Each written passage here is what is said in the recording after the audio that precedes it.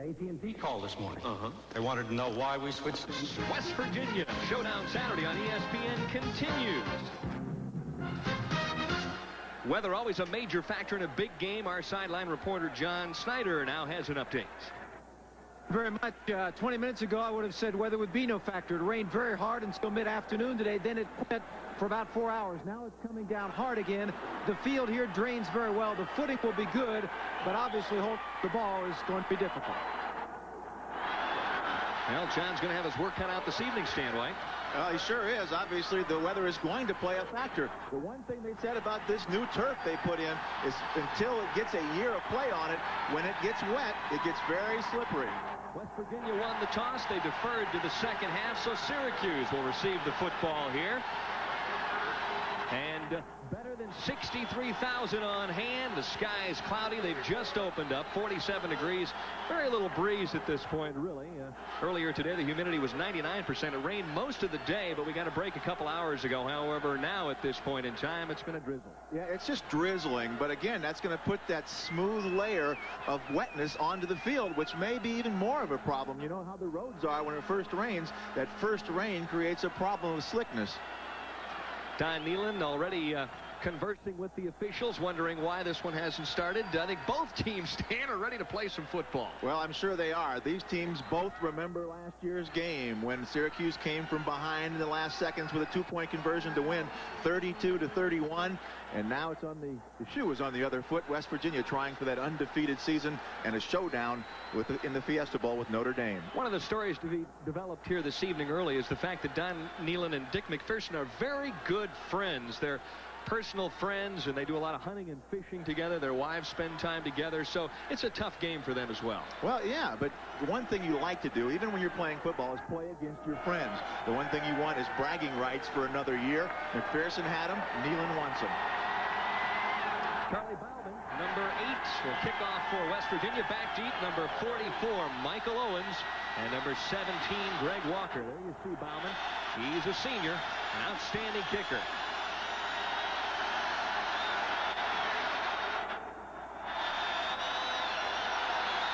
And the game of the century in West Virginia is now underway. Owens gets a little seam and going to get bounced out of bounds at about the 30-yard line, but quickly a flag on the opening play. Let's take a look at Syracuse on offense, led by Todd Philcox, the senior signal caller. Best 1-2 punch in college football. Darrell Johnston and Robert Drummond in the backfield. The receivers are big play guys, Rob Moore and Duval Glover. Tight end is huge. Pat Davis, 6'4" and about 260. Offensive line is very good. The center, John Flannery. The guard, solid indeed. Gary McCummings and also Blake Bednarz. And the tackles opening. Holding on the receiving team during the run back. 10-yard penalty, 1st and 10. Mike Bednar and Turnell Sims. A little extra air time for those tackles. All right, yeah. Well, they got a break. West Virginia on the kickoff, and you know the crowd's going to go wild even at penalties today. This is a crowd that's going to be into this football game. Philcox, the big question with him, Stan White, is how that thumb will hold up. It's been nagging him ever since the second game of the season when he injured against the Buckeyes at the Horseshoe in Columbus. Opening series of downs. Reverse. Well, it's a fake reverse. And Drummond hangs on and slides for about 3 yards. On defense for West Virginia, freshman at middle guard, Jim Gray. At the defensive tackles, a couple steady seniors in Chris Parker and Mike Fox. The inside linebackers, leading tackler Chris Herring and Theron Ellis. At the outside linebackers, 12 sacks for Ronaldo Turnbull and Robert Pickett. At the cornerbacks, Alfoyd Mays, 5 interceptions, and Willie Edwards. Safeties, Bo Orlando and freshman Daryl Whitmore. Second down now and 7 for the Orange.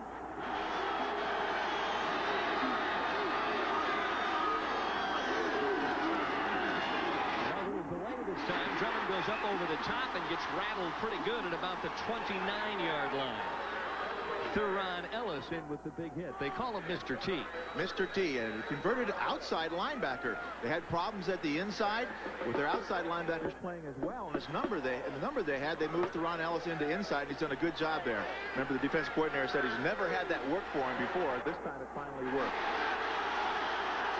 Well, going to the bone early here on 3rd and 3.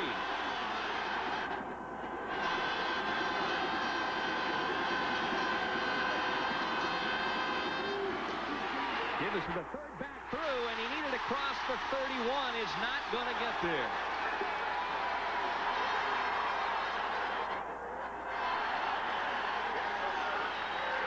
Just a little short. As you saw, it took a lot of time. He's audibling, trying to find which side. They run behind tight end Pat Davis. But a great play on the outside by the outside linebacker to stop the play and hold it for the first down. Number 93 in on the play, Dale Jackson, who hasn't been a starter. He came in on short yardage. Back to punt now, number 29. That is Cooper Gardner. And number 1. Brandis Bell back deep and about the 25. He's a slippery little guy. Finds a seam and gets tackled by the ankles as he crosses the 41-yard line. Of course, the commander-in-chief for West Virginia's offense is their sophomore sensation quarterback, number 9, Major Harris. Two very strong running backs in the backfield, and Craig Taylor and Anthony Brown. Receivers are big play guys, Calvin Phillips and 6'6" Reggie Rembert. Tight end is a converted wide receiver in Keith Wynn. Along the offensive line, he's banged up, but Kevin Koken starts at center. The guards are Stroya and Kovac. And at the tackles, Smider and Phillips. First down and 10, first offensive series for the Mountaineers as they start from about their 40. Little delay and bouncing outside is A.B. Brown. He's got some room before he's chased out of bounds. On the defense for Syracuse at nose guard, Fred DeRiggi. From Scranton, Pennsylvania, the defensive tackles are Mark Swinson and their best defensive lineman, Rob Burnett. At the inside linebackers, Dan Busey, and their leading tackler, David Bavaro. Outside linebackers, Keith Freiberg. He leads the team in sacks, and Terry Wooten. The safeties, Jeff Mangren and Marcus Paul. And at the corners, Chris Ingram and David Holmes. First and 10 after the 12-yard gain. Major Harris rolls out, has all day to throw, and Burnett chases him out of the pocket. Tries to load up again. And look at this. He had all evening to get off that pass. Secondary did a remarkable job before Keith Freiberg finally chased him out of bounds. Talk about coverage there. You see how long Major Harris had? I mean, if you put the clock on him, there'd have been 10 seconds or more to throw the football. It's tough to stay with anybody, zone man, for that long. But that's what Syracuse has faced today. They knew it. They practiced. It's called plastering, staying with your receiver, staying in your area when he scrambles around. You can't give him that big play. You sit back and make them earn their yardage. Amazing thing, though, he picked up 5 yards while shopping all day long. Once again, it's A.B. Brown, and he's got some running room to the left side. Finally wrapped up and pulled down out of bounds at about the 32-yard line. Jeff Mangrum in on the stop after an 11-yard pickup. Well, this is a counter play. You see the tackle pulling from the left side of your screen. Watch the tackle come across. The flow takes the linebackers one way. They come back with that slight delay, gets the linebacker out of position, and allows the back to make the cut through the hole. You saw number 55, Dan Busey. If he wouldn't have took that false step, he'd have been able to make the tackle. That's what a counterplay does. First down play, and this time it's Taylor who is wrapped up at about the 30-yard line. David Bavaro, one of the first players in on the tackle, but the Orange that time with a nice job of gang tackling. Well, Craig Taylor is a big-time player, 6 foot 215, but he's as strong a runner as you're going to see. They like to compare him here at West Virginia with the Syracuse fullback we'll see a lot of today, Daryl Johnston. He doesn't do as much as Johnston does, but Taylor really can block and carry for short yardage. 11:49 left to go in the opening quarter. Just underway, no score. Oh, my. Major Harris going to turn the corner. Inside the 20, down to about the 19. And David Holmes, the last to greet him there. Well, let me tell you, that looked like a broken play. It was a designed broken play, if there is such a thing. But they went to the right with Major Harris like he's going to run the option and let him reverse his field on his own. You know why it was not a broken play? Because the wide receiver was blocking down to the left, down to the bottom of your screen. You know he wouldn't have been blocking if the play was going the other direction. This time it's Jamie Lamont split out to the left. Brandis Bell flanked down to the right. And the first down and 10 play. Mountaineers with their opening drive, and it's a good one. Taylor for tough yardage inside the 15, stretches out to about the 13. Syracuse is going to be in real trouble if they allow the fullback just to get the ball on a straight handoff. Now watch this. Just a straight handoff to Taylor, number 20. Lower his head right here and get 6-7 yards. If they allow that, they're going to be in tough situations all day long, because you got to win first down against Major Harris, against this power offense of West Virginia. Second down now and 3, and that's an offensive coordinator's dream. This time in motion, it's Calvin Phillips. Give to the tailback. Brown goes over the top of the stack, hurdling inside the 10, and that looks like it's probably enough for the first down. Bavaro again in on the tackle. I tell you, if I were them, I would hope it'd be short of a first down here. I'd rather have a third down and short yardage at about the 10-yard line than a first down at about the 10, because now I can make 2 or 3 and have 1st and 7 rather than 1st and 9, because yardage is real tough inside the 10 to make. You know, now the power offense is in, a pair of tight ends. Right straight through the middle and down to the 1-yard line. And West Virginia just owning Syracuse here early. Mangrum and Holmes the last to stop him. Well, it's real tough if you're going to have a short yardage defense open up this big a gap. Now watch the hole open up right here between number 59 Bavaro as he gets blocked out, and Busey, the other linebacker. They split the 2 linebackers. Linebackers have to work in pairs. They cannot be split. Bavaro had to come over further and make the play. First down, goal to go. Oh my, what a blast right at the goal line. And A.B. Brown is turned away by Dan Busey, who really got the helmet on the numbers. Well, we just talked about them being split. Well, they split the running back this time as he dive over top. Watch Busey, good penetration. He takes the first man, and there's the second linebacker, Bavaro, coming in to make the play. We said they got to work in pairs. That's what we're talking about, working in pairs. Watch this hit by Bavaro right here. Boom! Right in the head, knocks him straight backwards and on the ground. That's a big-time hit. Denied once. Here they go again. Second down. It's a touchdown. Well, wait a second. Oh, my. Medlem down on the goal line. The officials are confused. One man signaled touchdown. The rest of them are looking for the football that popped out. It looked like Taylor was across for the score. Marcus Powell is signaling that they're saying Syracuse has got the football. But the man at the bottom of the screen, the line judge, had signaled touchdown right away. There's also a flag down in the end zone. I guess we'll have to let them sort it out. Offside on the defense. It will be second down. Well, that makes their decision easy. That's the easiest way out. If that guy called touchdown, it should have been. But they end up with a touchdown. See it? Oh, he's lined up way off sides. The end man of the line, that's Terry Wooten, their fine outside linebacker.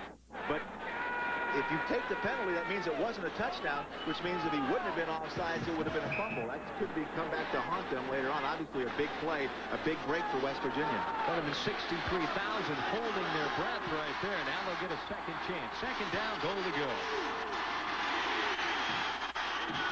Well, he's done it all season long. Major Harris tried the quarterback keeper. Did he get in? Doesn't look like it. Well, they tried all 3 running backs to get on to get to the line of scrimmage. They tried the fullback. That took too long, so they went with the quarterback, hoping he could get over the goal line before the linebackers could fill it. Now we'll see if he gets in if we look from the side. Does he get the ball across? He doesn't get much of a leap, does he? It all depends where the ball is. If the helmet's across, that's for sure. I don't know how you even tell from either side if he got across or not. Third time the charm. Yes, it is. Taylor takes it over, and the Mountaineers are on top. They made him earn that yard, I'll tell you that.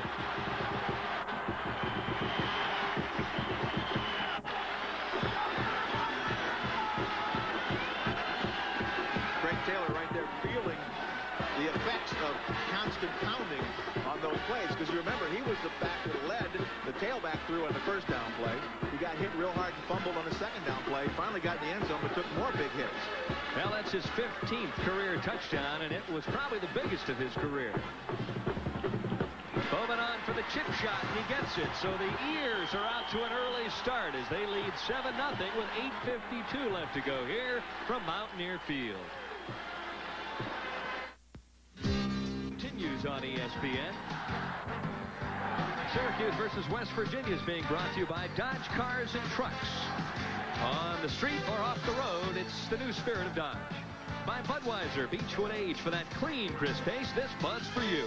And by Epix, Play Action VCR Football, the football game that lets you coach the pros.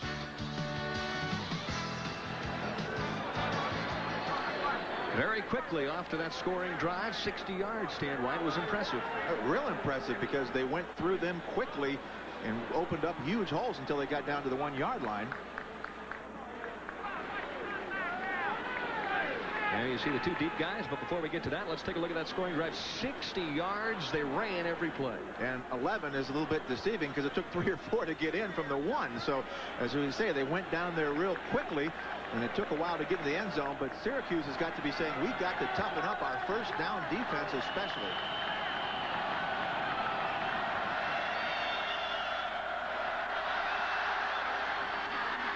And a little short of this time, and up on it is Greg Walker. Across the 25, out to the 29. The reason why we had a short delay earlier this evening, but because of the start of the game, was a headset problem, John Snyder.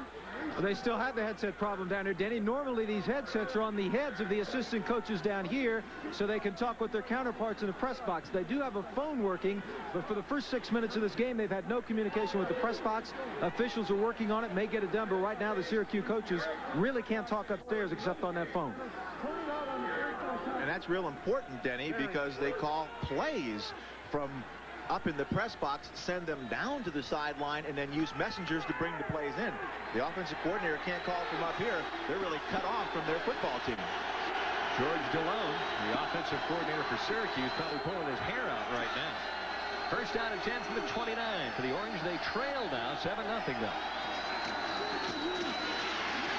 Well, they go back to Old Faithful, Daryl Johnson, who came off a big game against BC last week. Well, they call Daryl Johnson one of the best, or the best fullback in the country, and I'd have to agree with them. This guy may be a first-round draft choice in the NFL. He fit in great down with Don Shula, Miami, because he can catch the football. He blocks great, and he runs from tackle to tackle. And you watch tonight, when they need a big play, when they need a first down, they're going to go to Daryl Johnson. Brings up second down now in about 7.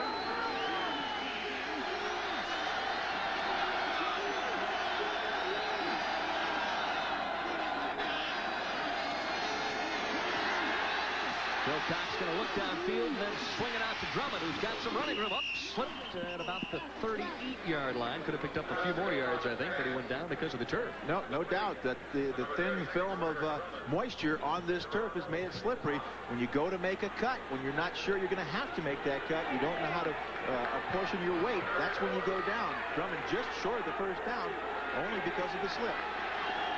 Drummond has only caught 11 passes this season, so they really haven't gone to him much through the air. Two tight end offense out of the wishbone.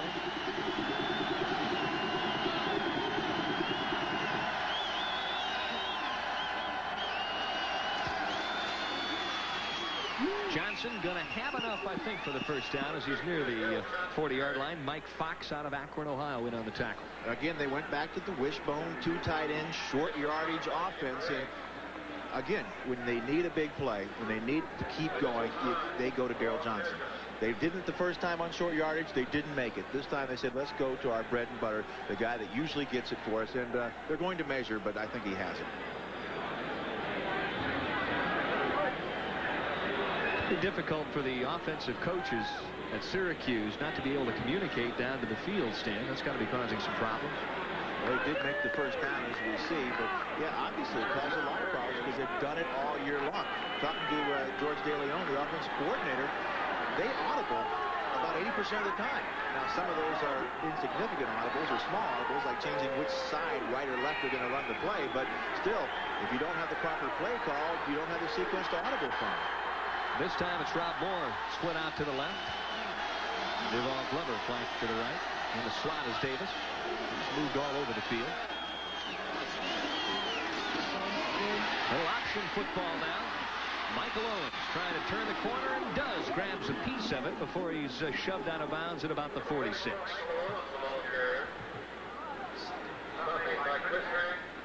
For those those of you who had a chance to watch some of that Big Apple NIT last night on ESPN, Billy Owens for Syracuse starring, and of course his older brother Michael going to get a chance to play here tonight. Well, he's going to play a lot. He's got excellent talent. And watch number 87 where he lines up. You saw him go in motion from the slot that time because he likes to lead on the small defensive backs. He's 250 pounds and can really block downfield.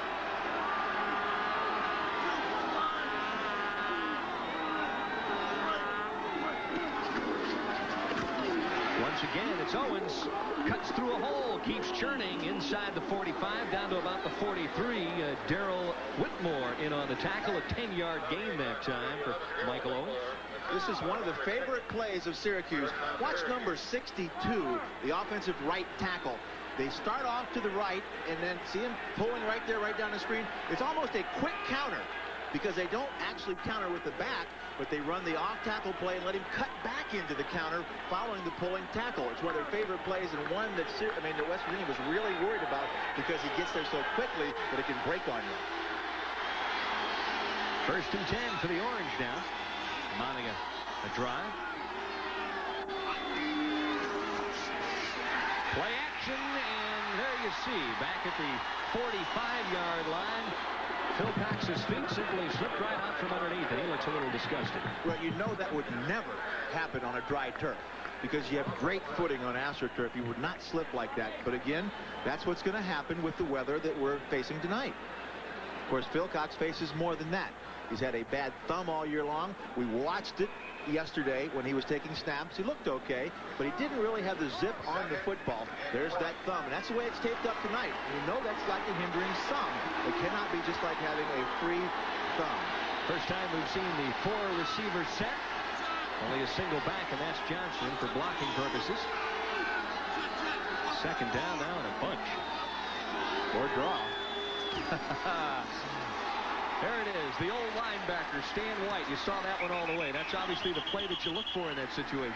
2nd and long is a key draw down. You'll see both of these teams in 2nd and 10 plus go to the draw, go to the screen, because you're hoping you can get a big chunk of that yardage back and then get the 1st down on 3rd and medium. But they got about 5 on that. Makes it 3rd and 15. They were hoping to break for probably around 10.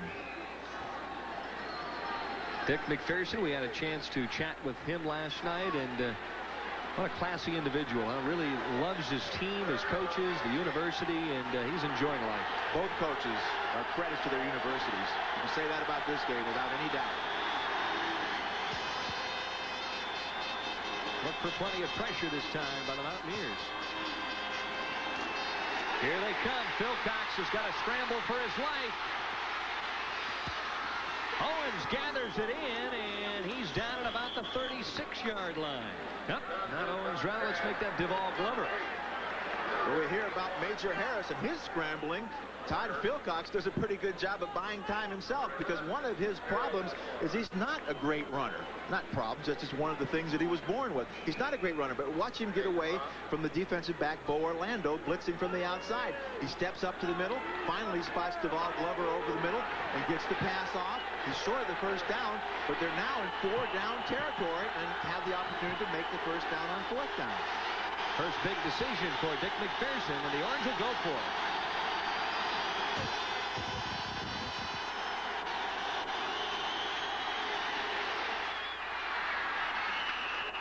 Oh my, what a play that time turned in by Glover again. He's got the 1st down. A well-conceived play. He goes in motion, gets the defense starting to adjust. If he was going across, overcommitted a little bit, then he comes back.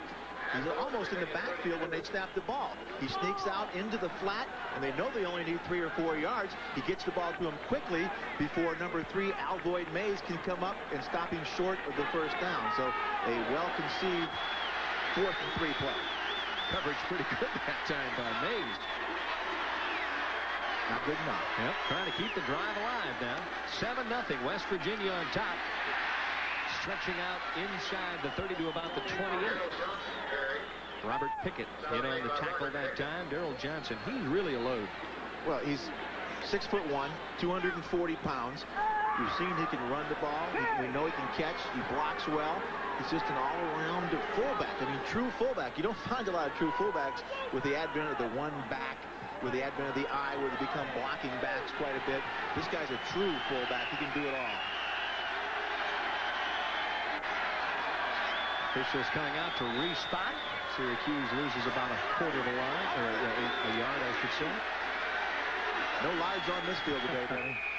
These guys are athletes. Second down now and 7. With 2:52 left to go here in the opening quarter.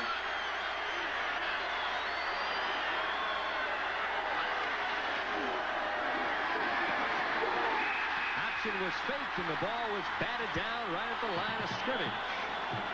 Teron Ellis, one of the players that got a big mid on. Devon Glover was wide open on the play. This is the option where they bring the cornerback up to have to take the pitch. Let's watch the big hand of Teron Ellis. He goes down the line. He's wide open. Ellis jumps and knocks the ball down.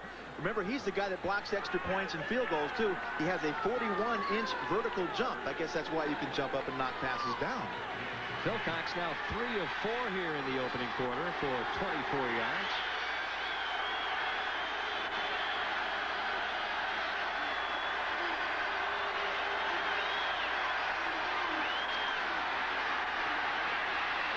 Looking down the middle, he's going for it all, and off the shoulder pads of Rob Moore. I think they stopped the play before it even started, Denny. One of the back judge threw the flag. I think it was the 25-second clock had run out, so that play would have been null and void no matter what had happened, whether Moore had caught the ball or not, but he was wide open for the 6 points. Delay a game on the offense. We will add 5 seconds to the clock. It's amazing to me how much time that Philcox spends at the line of scrimmage, and as we talked to their offensive coordinator last night, he said that normally Todd will change probably 70 or 80% of the plays by the time he gets to the line of scrimmage. As we said before, yeah, some of those are small changes. Some of them completely from run to pass. Some of them they change the formation and have to shift around. You're going to run out of time. But that time, I don't think that was a problem. I think he just wasn't watching. Now, West Virginia has put in their dime defense, mass substitutions. That's something that Bob Shaw, their new defensive coordinator, has brought with him from his pro experience. He brings in pass rush specialists. He brings in defensive backs, 6 of those. We'll see if it's effective here on 3rd and long. We need 11 for the first down.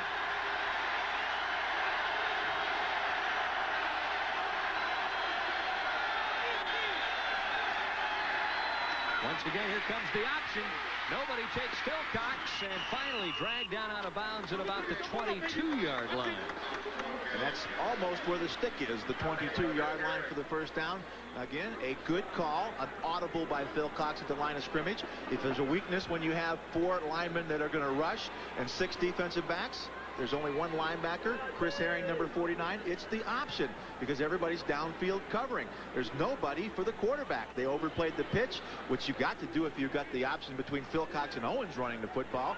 Chris Herring finally comes over as the only linebacker to make the tackle.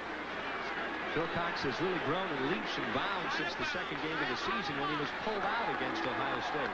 And the good thing there, Denny, is the next time when they bring the dime in again, Syracuse, I mean, that's a big play for Syracuse. If you can keep them out of those specialty defenses where they're blitzing, where they're putting a lot of pressure on you, where they have the people they want in the game because you can defeat them, then you're up on it. You're a page up on what West Virginia wants to do. Both teams have had long, sustained drives now. West Virginia made theirs pay off. Craig Taylor with the touchdown. First down and 10. Unbalanced line now. Quick pitch to Owens. Turns it inside, squares up, and is near the 15. They brought in Andrew Dees, number 86, who's a freshman, but he's 6'7", 242 pounds. They lined him up at the weak tight end and motioned him over to the strong side. So they had an extra blocker, which opened up. He was able to kick the defensive back out, and Owens had a good gap to run. Well, we've got an injured player down on the field. We'll be back in just a moment. It's West Virginia 7, Syracuse nothing. Here in the opening quarter, it's been a good one thus far. Darrell Whitmore, the freshman safety, shaken up there.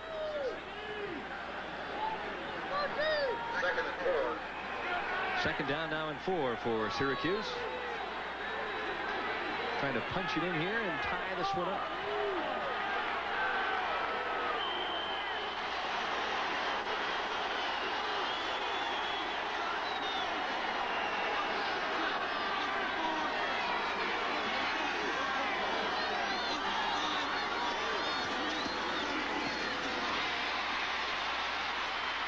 Trying to get around the end is Owens, and this time he's stacked up. Ball comes loose, but the play, I think, was down already.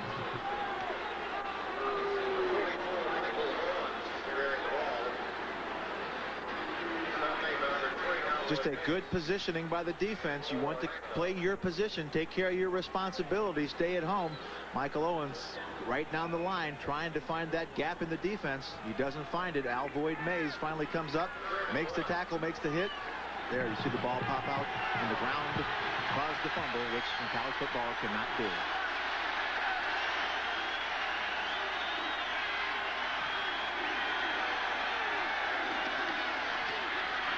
Oh, Owens behind some good blocking. Spins inside near the 10-yard line. That's enough for the first down.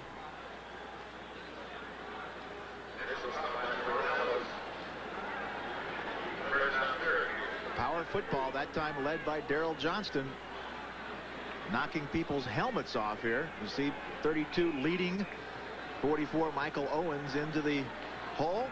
Now watch the hit right here. There's going to be a helmet flying out of here somewhere.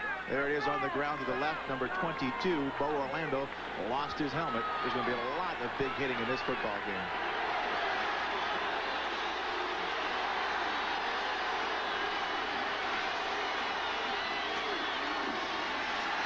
Wilcox looking to the end zone. Going to lob it too high. That went over the head of Andrew Dees. Andrew Dees probably the most disappointed player. He hasn't caught a ball all year. That would be a big first catch of your career, wouldn't it? He's a 6'7", 242-pound freshman. Wilcox, knowing that height, threw it up high. Sandy is surprised at how well that Phil Cox has eluded the rush thus far. Well, we've seen that he's able to do things. He doesn't look that great doing them, but he's got the job done without any flash like McPherson had, but he's got the job done. He's an efficient quarterback. 17th play of the drive.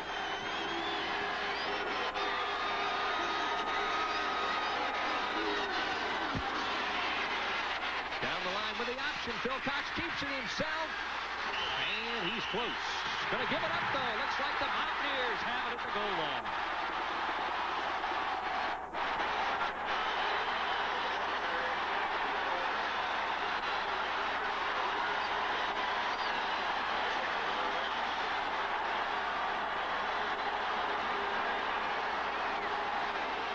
We talked about him getting the job done. He comes down the line of scrimmage. Pat Davis, the tight end's leading him. Nobody takes him. He gets hit as he dives towards the goal line. Bo Orlando hits him on the arm and knocks the football out. You wonder, maybe the right thumb has something to do with that. He's carrying it in his right arm. Bo Orlando lost his helmet again.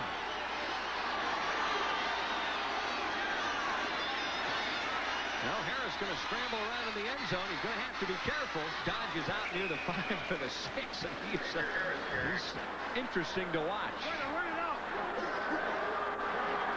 Well, that'll be the final play, more than likely, of the opening quarter. It's been very interesting thus far, as the Mountaineers of West Virginia lead 7-0 here over the Orangemen of Syracuse. She was a redhead, about 5'6" Quarter of play here from Mountaineer Field in Morgantown, West Virginia. The Orangemen backed up against their own goal line right now. The Mountaineers of West Virginia, second down now and about 7. Tailback crashing over the left side out near the 9-yard line. Brings up third down and fairly short. Tackle that time by George Brooks. Big defensive play here for Syracuse. The first drive, they didn't stop West Virginia at all. Here they got the opportunity to keep them backed up, make them punt the ball out of their own end zone. By the time he lines up 15 yards deep, they'll have to kick it from the blue paint in the West Virginia end zone. So it's a big play defensively to keep them from getting the 4 yards they need for the first down. Major Harris, 6'1", 207, and only a sophomore. Will delay that time. Taylor, the fullback, crashes out over the 15 to about the 17. More than enough for the first down.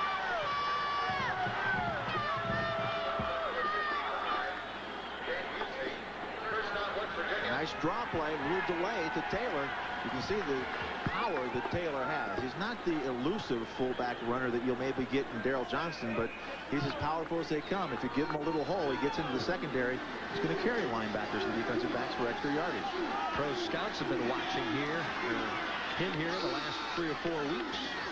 A mid-round choice, perhaps. Harris slips for a moment, lets it go, though. Pass is complete. Keith Wynn in on the reception that time. Keith Wynn, a converted wide receiver. He's just getting back. He had some injuries earlier this season that have really hampered his blocking. But he's an excellent receiver. Really gives him 3 wide receiver types in that passing offense for Major Harris. This time it's Lambert and Calvin Phillips split out to the right. Harris on the action. And when he squares those shoulders up, he's trouble. And the guy who threw the big block on that play was the guy we were just talking about, number 81, Keith Wynn. He lined up at wide receiver and cracked back on the outside linebacker, the man who was going to take Major Harris. Watch the right side of your screen. See if you can see 81 coming in right there on the outside linebacker, the crackback. He was responsible for Harris. It's called a load. But this time they used the tight end coming in from the outside to free up Harris.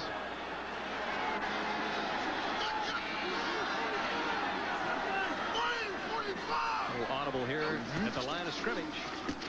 Hands it off to A.B. Brown. Tries the left side, but is chased out of bounds by Devin Holmes. You usually don't see quarterbacks audibling when there's a man in motion, because it's hard for him to hear and whether you're going to get to the right formation. But when it's just a basic power play, if that's something you can do from any set that you have, whether you have motion or not. West Virginia leading 7-0, courtesy of a Craig Taylor 1-yard plunge in the opening quarter.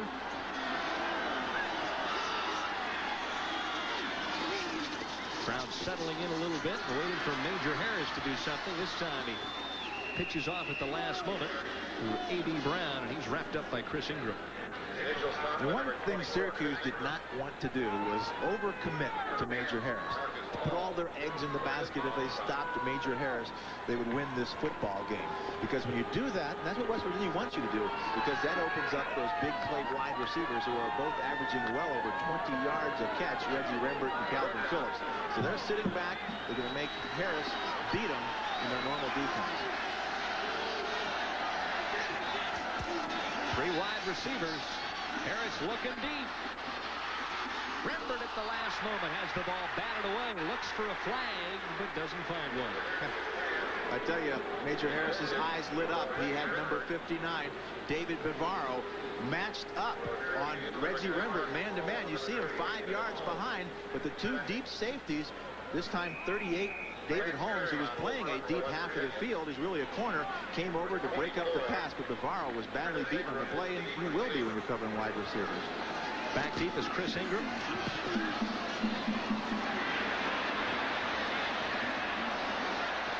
And he's going to let this one roll. Down at about the 20-yard line, 44-yard punt. So with West Virginia leading 7-0 here in Morgantown, we'll be right back.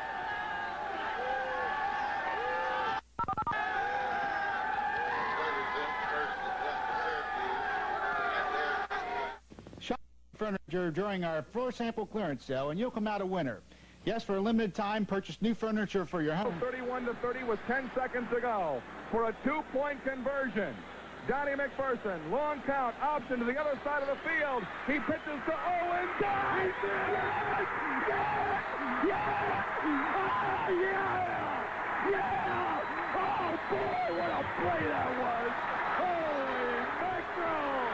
Oh, boy, what a victory! Time to pass out the throat lozenges after that. Stan White, of course, will be tracking both those radio networks here this evening as well. Interesting to see if we see a lot of people running on the field tonight, like you saw there in Syracuse, like it was a couple of weeks ago here when they beat Penn State. First down and 10 for the Orangemen. They trail 7-0.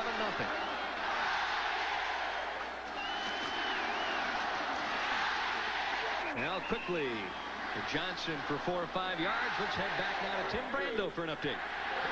All right, Denny, the story. Who's going to go to the Orange Bowl? Oklahoma with 4th down, just over a minute to play. Charles Thompson stopped here on 4th down. Watch the hit by Willie Griffin. Thompson was injured on the play, and apparently the Huskers on their way. They just got the victory, 7-3. OU's 3 points is the fewest points they've scored in a game against Nebraska since 1942, Denny. And we'd like to welcome all of you who just watched the end of that game here to Morgantown, West Virginia. Mountaineers leading 7-0. Little counter this time to the tailback. Nice call that time. Give it to the fullback up the middle on the first play. He gets 6. You fake it to the fullback up the middle the second play. You get the defense sucked to the middle. And then you give it to the tailback off tackle.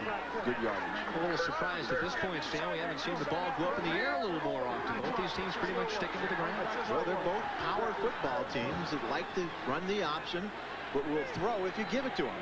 Right now, they're feeling that they want to see what they can establish running and then go to the air if they have to.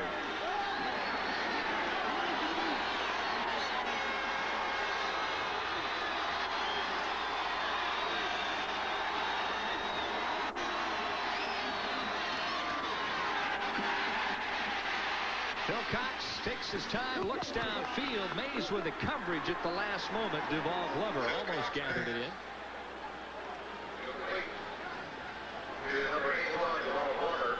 And here we go. Oh, look at this. 28-16, huh? Notre Dame with a big win as well today. Well, Notre Dame, they're 7-3. Nebraska over Oklahoma. Michigan over Ohio State, 34-31. 49-28. Oklahoma State. And Clemson wins that big shootout. First down and 10 now. At about the 45-yard line for Syracuse. They moved the ball pretty well. Haven't been able to put up any points as of yet. Option. Pitch, and out it comes. Turning the corner is Drummond. He skips out of bounds as he crosses the 50 to about the 49. Alvoid Mays providing the stop.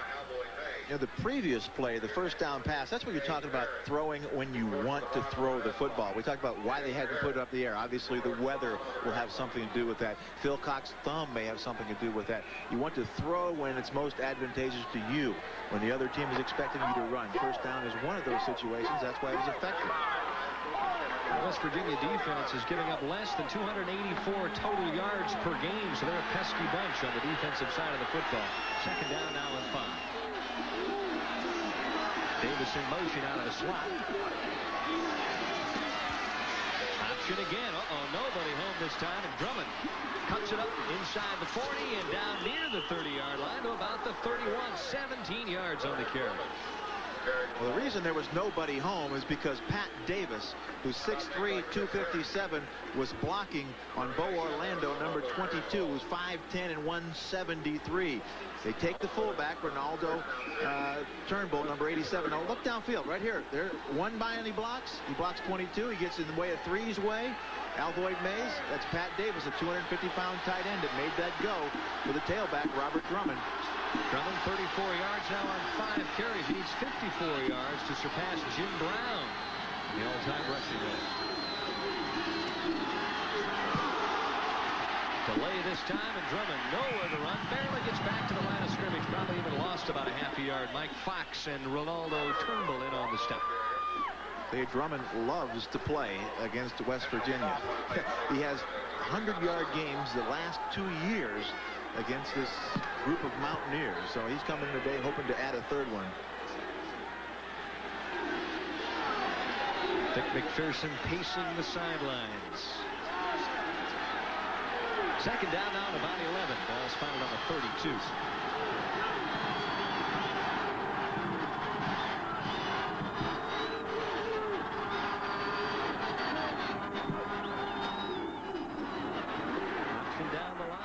Tries to turn the corner, gets hit once, and is now inside to about the 26-yard line. Robert Pickett in on the tackle.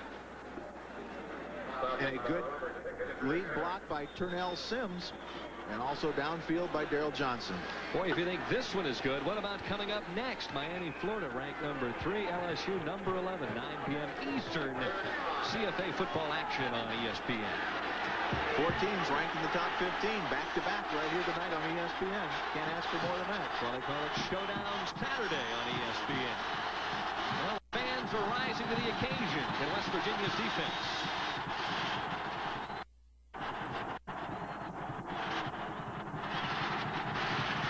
With time, dumps it over the middle.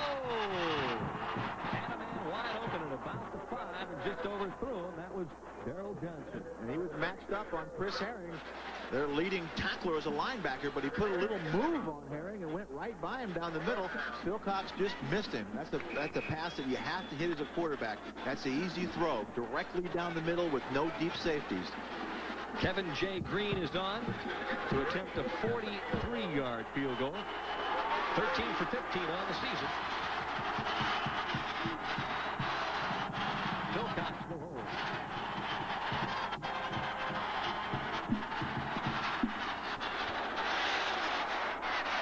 It's long enough, and it's good. So Syracuse is now on the scoreboard with 7:56 left here before the halftime intermission. It's now West Virginia 7 and Syracuse 3. I don't know too many businesses that can afford not to be competitive, whatever size you are. That's why. Get Believe In by Heil Heating and Cooling. Depend on Heil. They're born to run, and Xerex, of course, the antifreeze coolant for extreme conditions.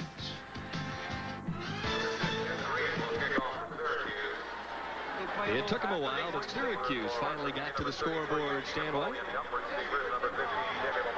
They got their 3 points on the board. You know, they fumbled deep in the 1-yard line their last drive. This time 9 plays, 55 yards. It ends up in a 43-yard field goal by Green. Now, the place kicking of Syracuse itself is a story. 10 years in a row.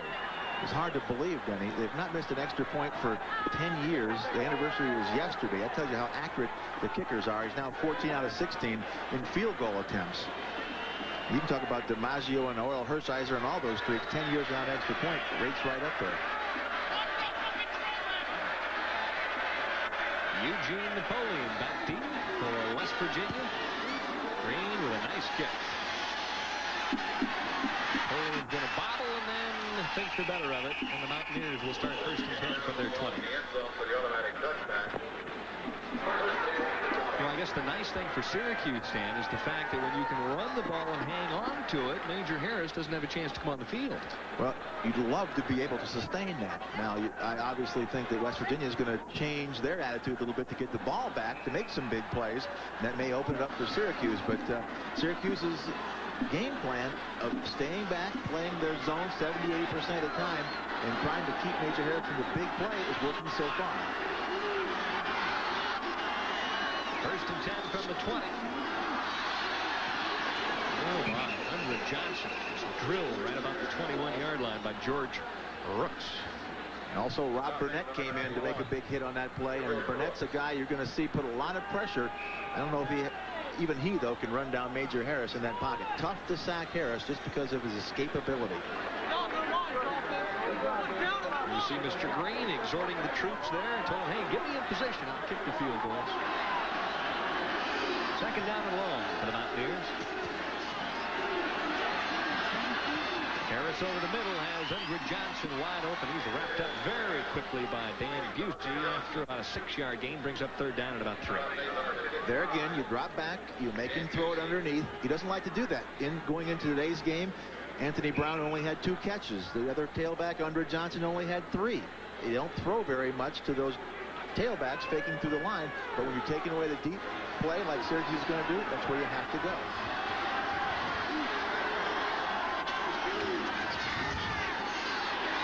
Harris with plenty of time, and he hits Wynn. His tight end is across the 35 and the 36 for a 1st down. Now let's go down to John Snyder for a report on those home team footballs. We talk about the footballs, and a lot of people don't know that each team brings its own footballs to the game. For example, the ball that Major Harris just threw is one brand. When Todd Philcox is in the game, it's another brand. They've both been approved by the officials. The Syracuse football, the one I have right here, is a little bit softer. The Syracuse receivers seem to like that a little better, but they're not exactly the same ball. I was hoping John might have one more and do a little juggling for us, perhaps, down there on the sideline. Well, here he is, the master of the broken play, and he gets away with murder one more time, crossing the 40-yard line. He's tough to track down. Again, these are designed broken plays. Right away, they're looking for the pursuit. They hope to get over pursuit and then let him just use his escapability, his speed to go back. See, he's already decided he's going to go back the other way. He's just faking. It's almost a quarterback counter play. They're blocking on that line of scrimmage, waiting for him to come back. Almost got a little, he tripped over a quarter on the sideline. 2nd and 6. This time Harris will run the option. No need to pitch, and now he does at the very last moment to Johnson, who tight ropes across the 45. Boy, how tough is it with a quarterback that can turn up and then pitch downfield? Again, though, do you see which direction they had him running? East and west, in which they don't want him to get his shoulders turned upfield. That's when they feel he makes the plays that breaks the back of defenses. If they get him running east and west across the field and then pitch the ball late, you don't get the big play. Up come the sticks and the chain.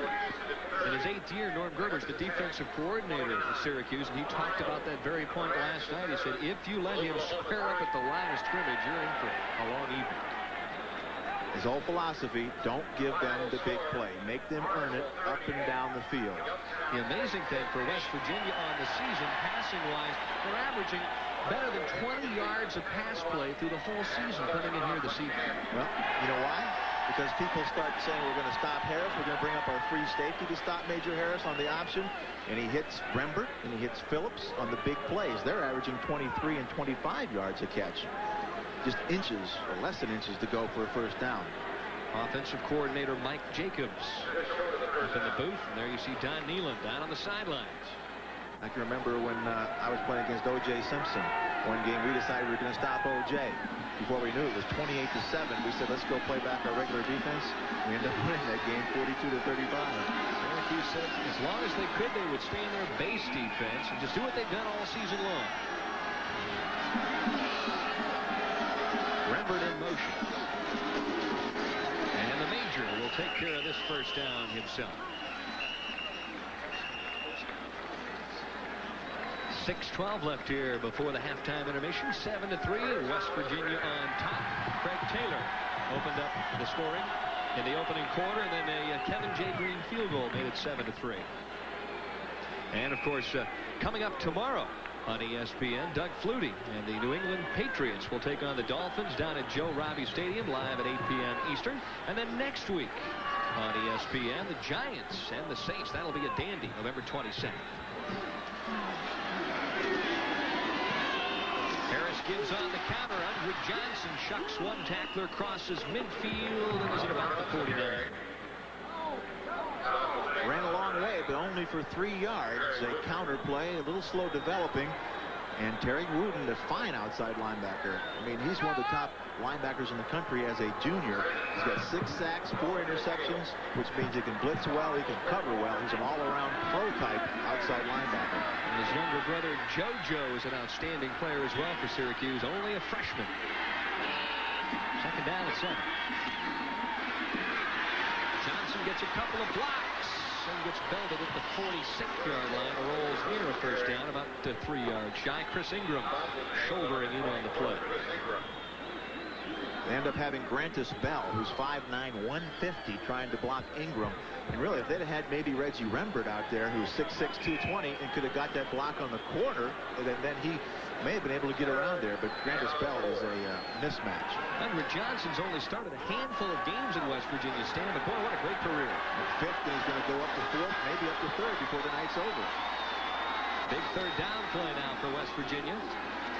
Harris with plenty of room, lofts it out, and Taylor had it on his fingertips and couldn't pull it in. Late flag on the play coming from the other side of the field. They may have clipped Terry Wooten coming in the backfield, or maybe Wooten retaliated. Wooten's clapping his hand, so that's what it is, a clip. I saw him block him in the back as he had beat the first defender. The second one hit him right in the middle of the back, blocking before he could get to Major Harris. Clipping on the offense. The penalty is declined. 4th down. Okay, that shows you the respect they have for Major Harris, because clipping is a 15-yard penalty. Most of the time, you would say, hey, let's take those 15 yards of field position, but you don't want to give him even one more shot. Here's Lance Carrion, the senior punter for West Virginia. Back deep in single formation is Chris Ingram for Syracuse. High kick. And a good bounce.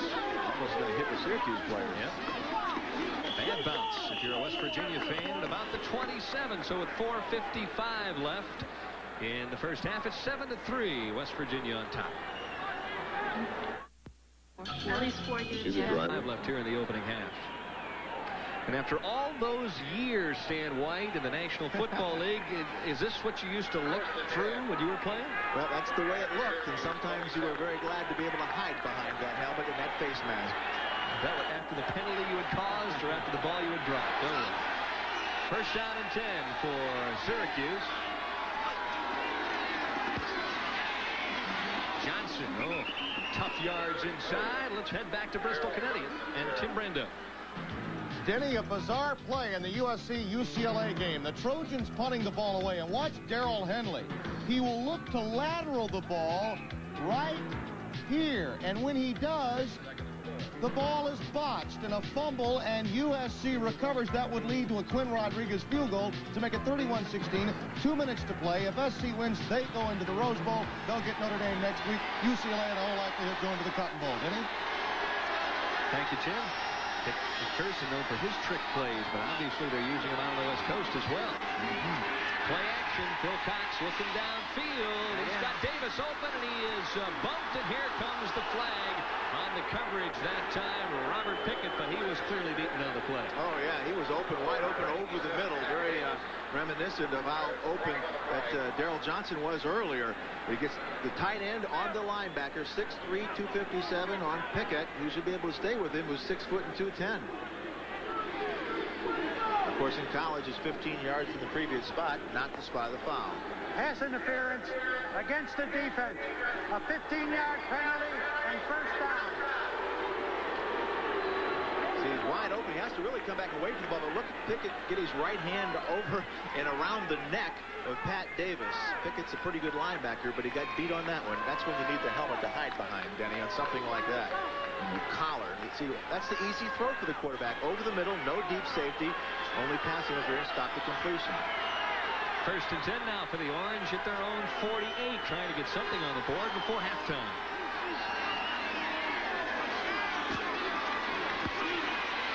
This time Owens gets it. Right straight up the middle, coughs the ball up. And is it West Virginia's?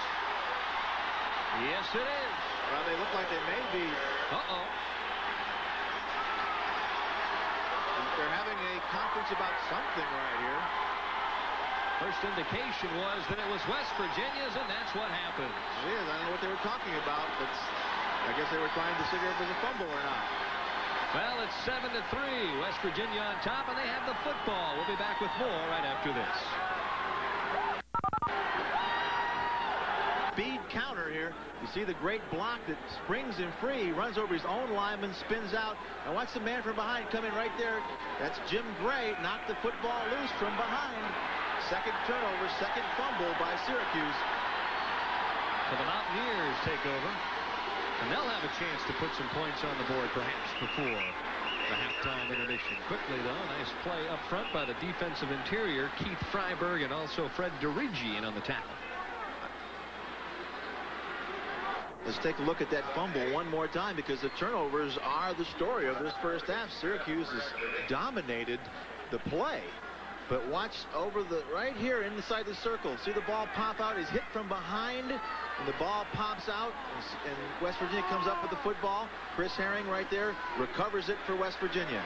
Harris back, looks to the sidelines, and this time it's dropped by A.B. Brown. Throughout most of the season, the backs have not caught a lot of passes, Stan. That's right. Maybe that's a reason right there. But, you know, or Syracuse has taken away some of the other things. Well, we saw a drop by Craig Taylor, but they want to make him throw to the backs, keep those wide receivers in the game. The crowd has to be restless. They're averaging well over 50 points a game at home this year. Well, one would suspect, though, if they just beat Syracuse here this evening, they'll be delirious in Morgantown. Third down and 10. Harris with one pump fake. Now he's going to take off. That's what he does so well. And near the 40-yard line, a 14-yard gain before Busey finally catches up. And Danny, this is a formation that I mentioned to you that I would run all day if I was West Virginia. It's a 3-wide receiver, single back. He spreads the defense out with his abilities. You further spread it out by putting 3 wide receivers in the game. So if nobody's open, just let him take off. He's going to beat those 4 linemen. He's going to find a hole and get downfield in the secondary. He's made big play after big play in that formation. 2:58 left to go here in quarter number 2. Lambert's in motion. Harris trying to make another big play. Brown this time inside the 33, and let's head back to Tim Brando. Denny, to further prove how important that botched fumbled punt by UCLA was, on their next possession after the field goal by SC, Aikman to Brendan McCracken, 26-yard touchdown. They were forced to go for 2, failed, 31-22. The onside kick recovered by Southern Cal. They control with under a minute to play in Pasadena. Denny? Well, that's one that they'll think about for a long time.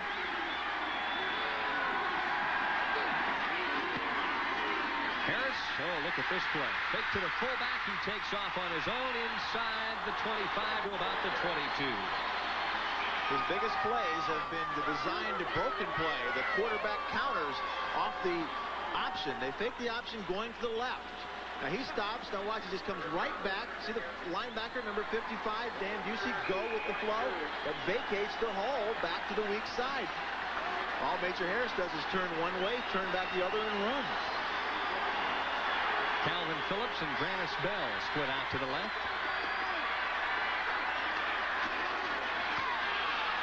Fullback fumbled the ball. Syracuse on top of it, and turnabout is fair play.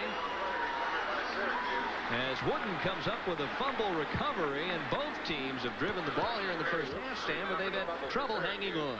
And how many times do you get to the big game and you see turnover after turnover? You're expecting a shootout, and all you do is the fullback wasn't even expecting a handoff. Somebody blew the play. Major Harris tried to give it to the fullback, and he wasn't even looking for the football. He did not even put his arm up. He was running to make a block. Now somebody blew that. I don't know if it was Harris or the fullback. I have to think he's a fullback because Harris called the play.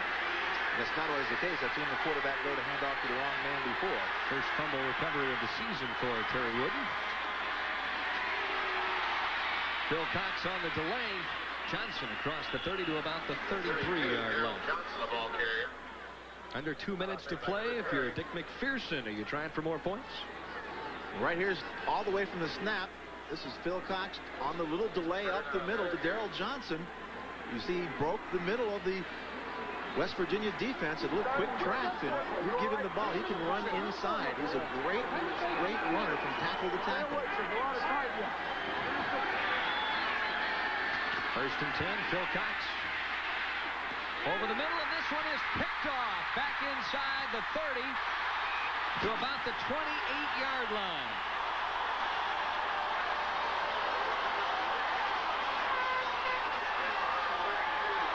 Theron Ellis, who is really having the game of his life here this evening. And they're looking for Darrell Johnson over the middle. We talked about Ellis, his great athletic ability. They moved him inside. The officials are discussing something at this point. Got a face mask on the defense, starting the run back. 5-yard penalty. 5 yards. They move it even closer, but Phil Cox does not see Theron Ellis. Watch him come from the right side of your screen. He's looking at Johnson come over the middle. He hooks over. He throws it as he breaks, but he threw it to where he was going. If he threw it to where Johnson was, it probably would have been completed. At least it would not have been intercepted. A bad read by Phil Cox. It was a zone, and he hooked up. And for those of you who have just finished up watching USC and UCLA, we've got a good one here in Morgantown, West Virginia. 7-3. The Mountaineers on top. They've got the football. Slashing run inside the 5-yard line. Down near the goal line is A.B. Brown.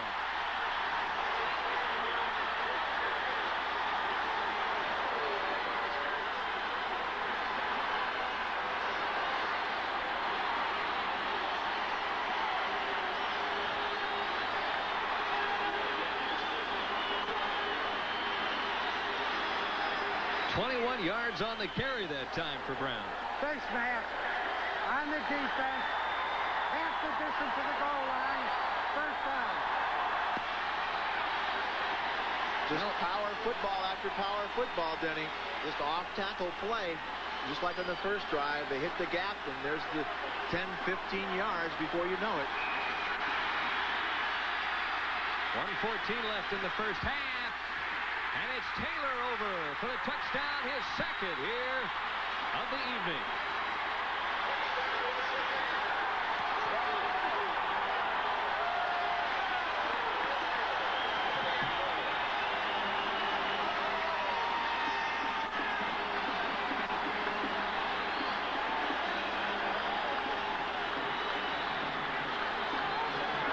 Dick McPherson's over rallying his troops, saying it's not over, don't get down. They came back last year, we can come back this year. Bowman in to try the extra point. And the Mountaineers bounce back. It's now 14-3 with 1:07 left here before the halftime intermission.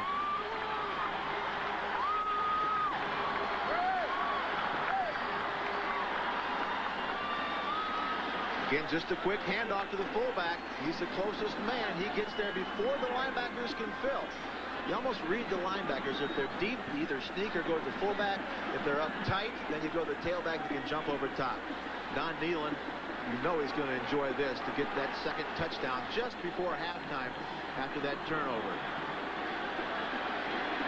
He was as nervous as probably he's ever been from people that have known him. As we talked to him yesterday, he didn't want to seem nervous, and he tried to downplay the fact that he was nervous and how loose everybody was, but you knew that things were real tight because he's never won 10 in a row before. He's never had an undefeated season. This was a capping of his coaching career.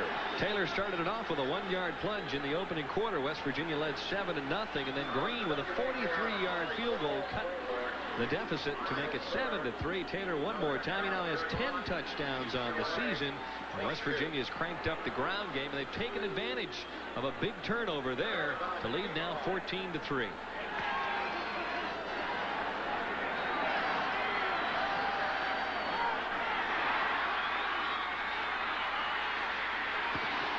Really good field position there. Walker, though, tripped up at about the 27-yard line, and the fans starting to get a little riled up here at Mountaineer Field.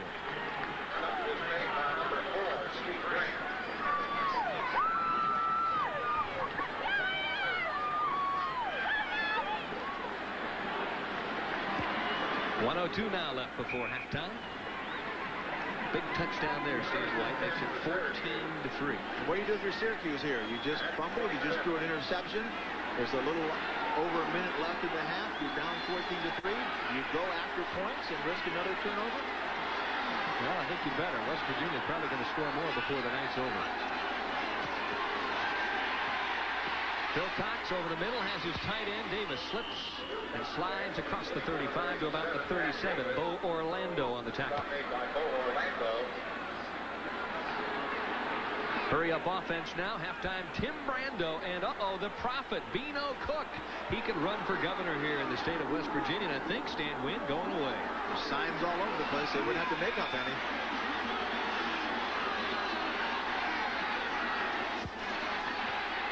Good protection for Phil Cox. Plenty of time to throw. This time he hits Owens, who's wrapped up at the 44. They're just going downfield. There's a hurry-up offense. They're running everybody down and hooking against the zone defense for West Virginia. I'm sure West Virginia will stay back maybe one, maybe two more passes, and then they'll bring everybody. There's one of his political signs. Now, should West Virginia win here tonight and then maybe beat Notre Dame in the Fiesta? Well, over the middle again. Oh, tough play there. Rob Moore had it right in his hands and dropped it at the 40-yard line. It's called hearing footsteps. When you come over the middle like that, you know you're going to get walloped when you catch the football. He was trying to catch that against his body so he could get the football and protect himself at the same time. It just bounced right off him. Receivers have to catch the ball with their hands, especially in a crowd. The interception that Deron Ellis picked on was only the 8th interception in over 200 throws this season from Phil Cox. He's been very accurate. Second down and 10. They're running out of time.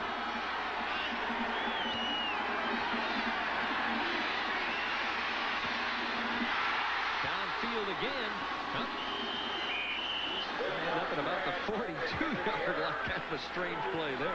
Yeah, Turnell Sims got the reception. The ball was batted in the air. Once it's batted by a defensive player, it's fair game for anybody to catch. This time it comes down to an offensive tackle. And we'll take a break with 18 seconds left here in the opening half. West Virginia, so his team trails 14-3.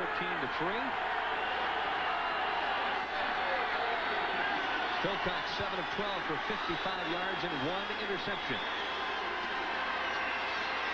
On the delay, Johnson with running room across the 40, finally wrapped up at about the 36-yard line. And timeout quickly called by the center, John Flannery, after a 22-yard run. That'll leave one timeout left. They're down to the 37-yard line, a little inside the 37. I would imagine they're thinking one play and then a field goal, get maybe 10 or 15 yards, but pretty good call here. They got everybody dropping back real deep, taking away the passing lanes.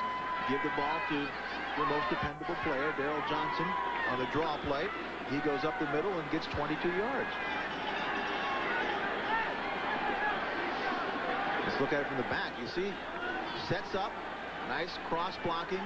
Really what happened, one of the defenders fell down for West Virginia, number 94, Chris Parker. Finally, Chris Herring comes up with a tackle way downfield on Johnson, but they need about 10 more yards to get into good field goal range here. Well, I know it's much warmer right now in Miami as the Hurricanes and Tigers beginning to heat up. Number 3 against number 11 coming up next on ESPN. Oh, make that Baton Rouge, Louisiana. Probably warm down there as well.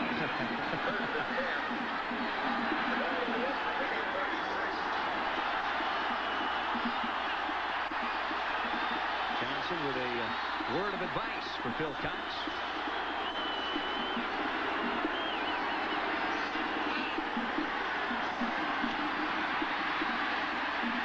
Time, looks downfield, the clearing pattern. This one's picked off at about the 10-yard line.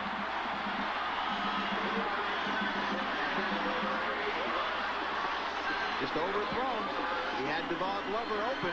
He had pulled up the linebackers with a tight end over the middle. If he could have hit Glover, they'd have been inside the 10-yard line. They'd have had good field position for the field goal. They'd have been only 5 seconds left. They'd have had to kick. But watch over your middle. Watch the tight end and the running back. They bring the linebackers up, and watch how open this is over the middle for Glover. But the ball's just overthrown, and right there to make the interception. Defensive back for West Virginia scoops it right off the turf.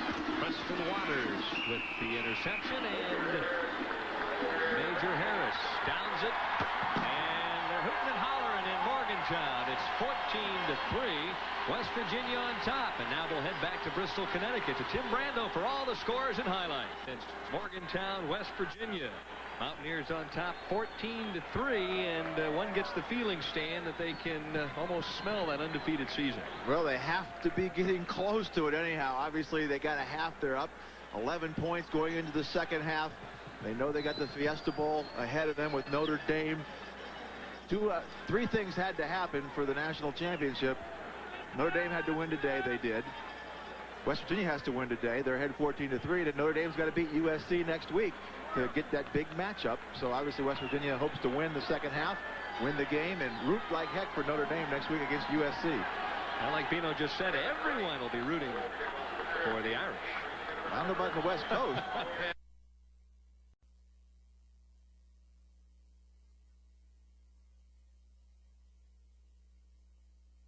That's exactly.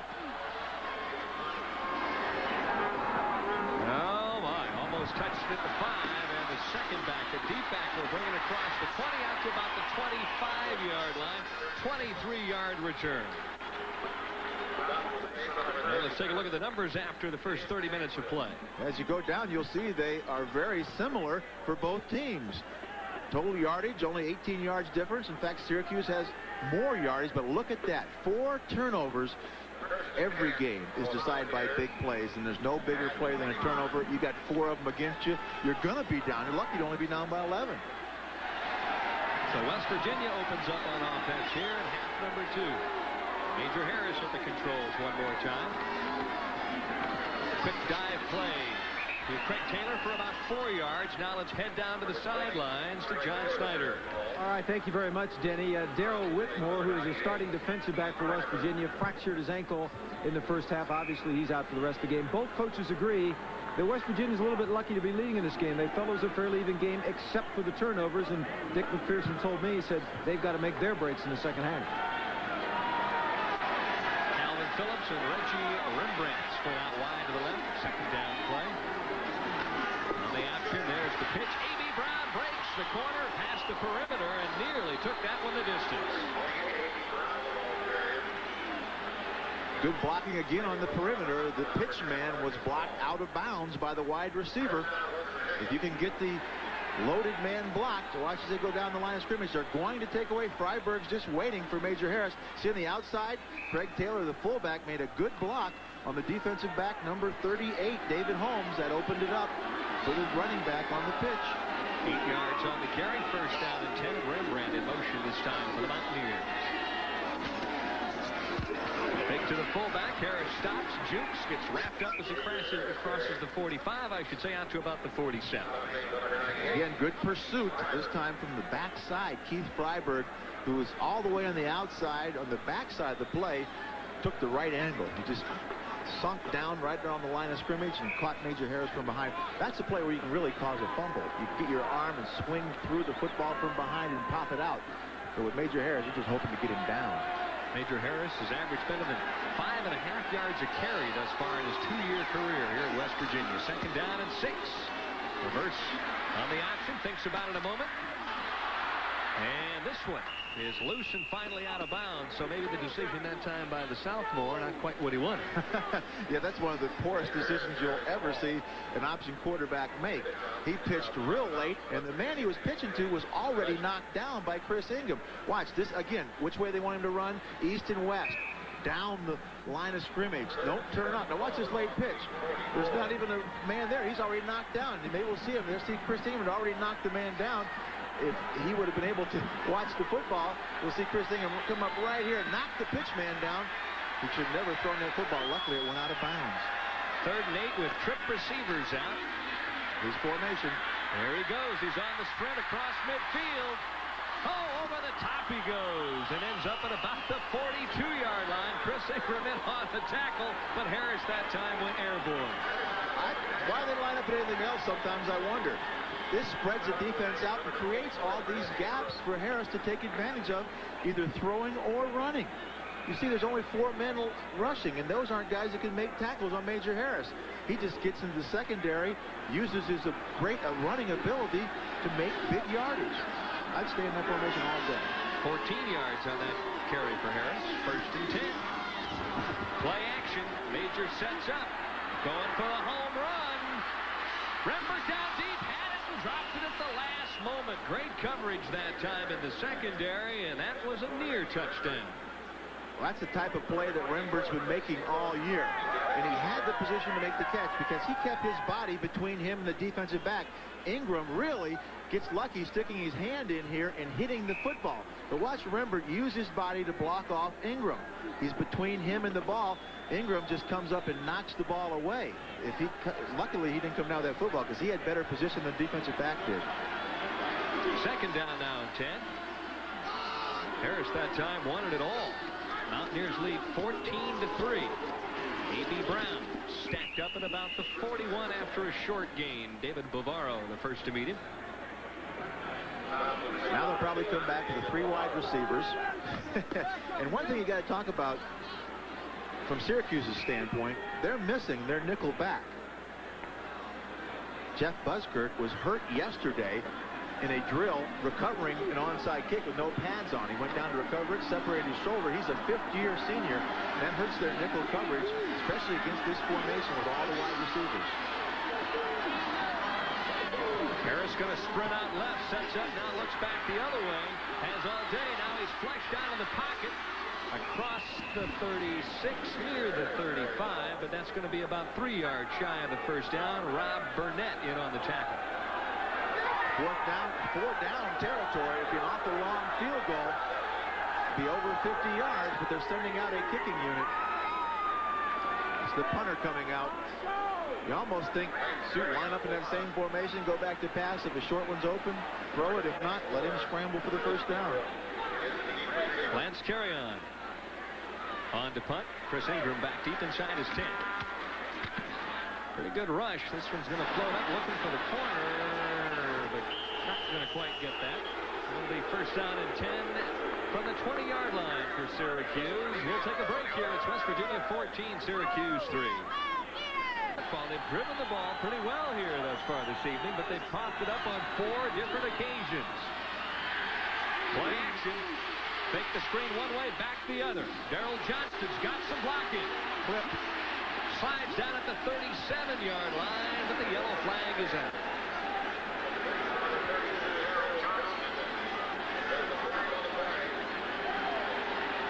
Well, we talked about the fact that Syracuse has moved the football stand, but they have put it on the ground. Well, watch those lines show how far they've been able to move the football. But at the end, except one punt and one field goal, the rest of them are turnovers. 4 of them, they only punted 1 time in the first half, but they only got 3 points. There was a clip on number 53, John Flannery, who was leading Darrell Johnson on the double screen. Made good yards, but... We have clipping on the offense. Half the distance to the goal line, first down.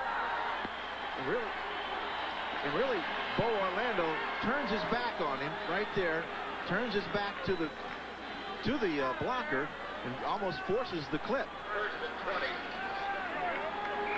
I don't know if he did that on purpose. It just worked out that way, but he really turned to him because you don't want to turn that way to come back to make the tackle.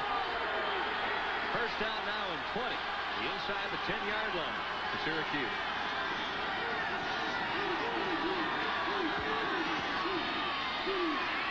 To the fullback, Johnston crashing out across the 30-yard line. 3 different players finally bring him down after 23 yards on the run. Alvoid Mays instrumental in the tackle. Well, you saw it took him a long time to get the snap.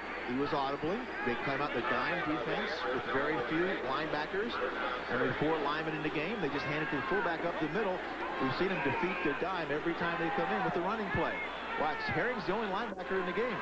Now watch him come through right here. Does a good job getting through the line of scrimmage. Comes from the side. There's misses a couple defensive backs. Big, strong fullback. And now with some better operating room, the Orange can go to work. With 10:45 left in the third quarter, trailing 14-3. On the pitch, Drummond stops. Finally driven out of bounds at about the 41-yard line by Bo Orlando. The sidelight to this whole option running game is the downfield blocking. Both teams have tight ends that get downfield and block well. They have wide receivers that block well. That time it was Devon Glover who blocked the defensive back on that side, Alvoid Mays, that opened up the field for the running back to get the 7 yards that he got. Devon Glover and Pat Davis split out wide to the left. The bottom of the screen, it's number 14, Rob Moore. Not caught a pass yet thus far. The leading receiver for Syracuse coming into this one. Hand off to the deep back, Drummond. He is swarmed under at about the 40-yard line. The man initiating the charge, Chris Parker, and also Mike Fox.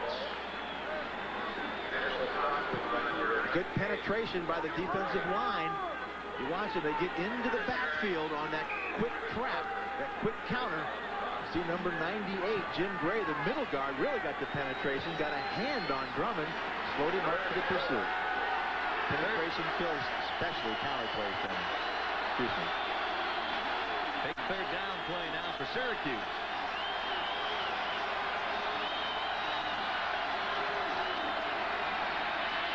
Bill Cox with a quick out, and Moore brings this one in. Alvoid Mays wraps him up across the 45, but it's enough for the first down. And let's now head down to the sidelines to John Snyder and then chat about a fantasy cheerleader.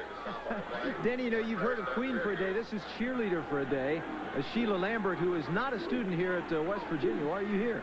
I entered a contest for the sports fantasy, and I asked to be a cheerleader for West Virginia University to cheer with my old cheerleading sponsor for her, Bobby Mormon. And this is your fantasy. Now, I've watched you tonight, and it's not really a great night out. It's kind of miserable, but you're having time of your life. Look at this. I'm loving it. Yeah, it's a great fun. The West Virginia University cheerleaders are great. Everybody down here is great. We're winning! All right, thank you very much. Well, I don't blame her. few cheers on that play because it was a terrific defensive play. Sacked at about the 45. The big question is, will they be taking her to Tempe, Arizona? That would be the ultimate fantasy for everybody in West Virginia to go to the Fiesta Bowl and play Notre Dame for the national championship. Again, penetration. Chris Parker, that time coming free on a line stunt, completely fouls up the timing of the option play. It's a counter option. The quarterback's delaying a count, and when he delayed, number 94, Chris Parker, was all over and draped on his back. Loss of 3, second down and 13, facing Todd Philcox, senior out of Norwalk, Connecticut. Big drawing screen down. Straight drop. Looks upfield. Makes the throw, and it's picked off. Uh-oh. This is all the way down the sidelines for Willie Edwards.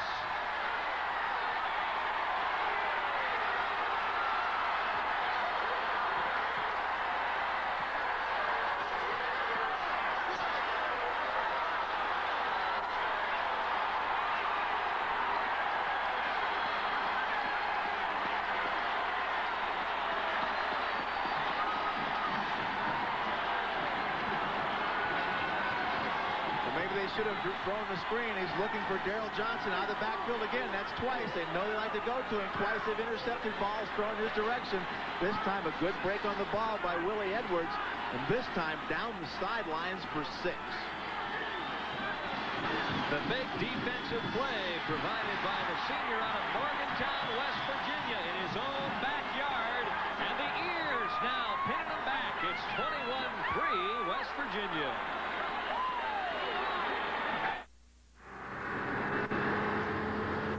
The backfield, and watch Willie Edwards be aware of Daryl Johnson. Cut right in front of Johnson, come up with a tip ball, and you can hear Bino Cook cheering, stay in bounds and get in the end zone all the way down the sideline for Willie Edwards. I don't even think Bino could have caught him from behind. Bino didn't want to catch him from behind. He's saying, you're right, Bino, we are number 1. The final 32-31 in a thriller at the Carrier Dome. The Mountaineers right now threatening to take care of Syracuse here early in the second half. Owens at the 12. To about the 22, and he is met solidly there, making it across to about the 27. There's Willie Edwards, and no bigger interception in his career. 5'8", 186-pound senior. That's his second interception of the season. He has the team lead in passes broken up. And you can see why the ball sort of bounced off his hands, but that time it bounced right back into them in a very opportune situation going right down the sideline. Practicing his own tip drill, and I wonder if some of these West Virginia fans are starting to make some travel arrangements. Bill Shaw in a quarterback. First time we've seen him here this evening.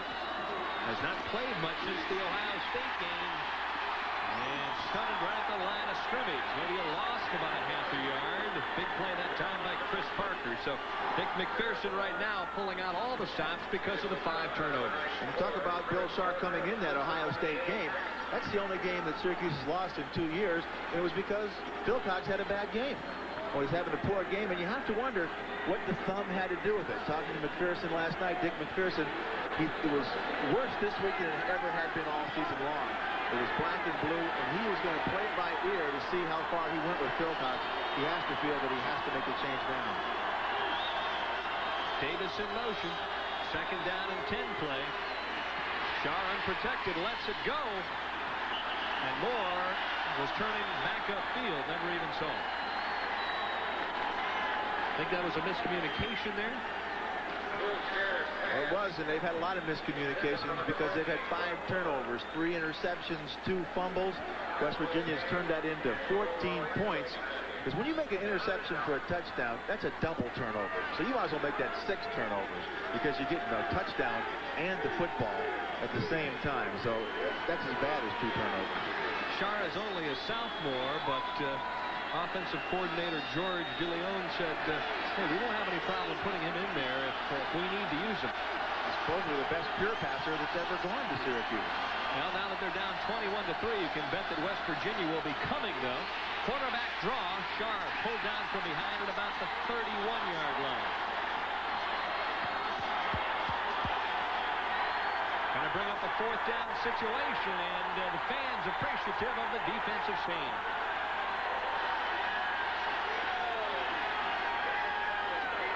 They anticipated the big blitz, too, hoping that they could split the blitz with a quarterback draw, and everybody else running away with their defensive coverage. Shar just doesn't have the McPherson feet to do that. The Don McPherson feet. Gardner bobbles it. Now he's going to get the kick away. What a play that was. Grannis Bell had come up after he watched the fumble. This one's going to roll inside the 20. And what a miraculous play by Cooper Gardner, who also looks like he's injured. That was a great play, and one that really may have kept them in the football game. Now, Cooper Gardner started as strong safety for this team early in his career, but had a concussion problem. He turned himself into a punter, so the guy is an athlete, and he shows it here. Even though he drops the football, watch him break containment there by Preston Waters, and then get the ball off in almost quick kick fashion. Ends up 52 yards from where it started, and that was a miracle play for number 29. That's one they could have used in Ireland this morning as a rugby kick. The rain starting to pelt down now. Nice opening. Hole for A.B. Brown across the 25-yard line. Tackled by Marcus Paul. They're wearing down Syracuse. That time they just picked up David Navarro and put him right back on his back. That opened up the hole for the Syracuse running back, Anthony Brown. Now, if you're Don Nehlen, Stan, do you just want to keep that thing on the ground? Well, you want to do what you've been doing. I mean, you're up 21-3. College football is what's winning for them. It's starting to rain harder. Everything's working for you right now. 6:15, and the clock is rolling here in quarter number 3. 21-3. Mountaineers on top. Pitch back, and this time wrapped up for little or no gain is A.B. Brown. Now let's head back to the studio to Tim Brando. Denny Schreiner in Pullman, Washington. The Washington State Cougars, who are Aloha Bowl bound, have turned the ball over 4 times. Here's an interception by Rosenbach. He's picked off by Lilo Lang, and he returns it in for a touchdown. That made it 21-9. Moments later, Rosenbach would come right back. Watch him find his favorite target, Tim Stallworth. 11 yards to strike. It's 21-16. Washington leading Washington State. Thank you very much, Tim Brando. And Major Harris trying to run the option play to the right and got belted right at the line of scrimmage by Keith Freiberg. Little or no gain there. Well, if you enjoyed this one, coming up a little later from Baton Rouge, Louisiana, number 3 Miami, and LSU. That starts at 9 p.m. Eastern. CFA football action on ESPN. And if you're any place close to West Virginia, you've enjoyed this one. That time, Major Harris took a big hit, but just got enough yardage for the first down. At least they signaled. Maybe Syracuse is now requesting a measurement. You are allowed to do that. Well, we've talked and tried to set the tone about this state in the way that it's just infatuated with West Virginia football and basketball. And for the fans in this area, it's been a long time coming. But if they go undefeated here in 1988, it'll be a year that none of them will ever forget. There'll be a cross-country trek coming from West Virginia down to the Fiesta Bowl in Tempe, Arizona. And of course, on the other side of the ledger, a disappointed Todd Philcox, 8 of 15, only 64 yards, 3 interceptions. And I think the toughest play of the night for Philcox was on the option when he ran it inside the 5. He could have maybe tied the game and coughed it up, and that's where West Virginia turned things around. Again, you have to think that the re-injured thumb that he had last week has a big bearing on this football game. He fumbled carrying the ball in his right hand, and he threw 3 interceptions. Well, off the option, Harris scrambling for daylight. He's being chased and hit from behind, but gets the pass off at the last moment. And what a tribute to his athletic ability to get leveled like that and still be able to get the pass off. Yeah, one of the advantages Major Harris has is in college they don't have an in-the-grass rule because he'd have been down in the NFL. But here he's able to get the ball off on his way down, and he saves 15 yards. Of course, you're taking the risk that somebody's going to hit you as you throw that football, and it's going to pop up in the air and turn this football game around again. But Major Harris and this whole West Virginia football team has had everything going for him all year long, including tonight.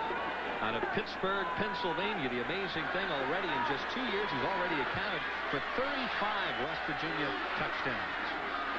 Reverse option this time.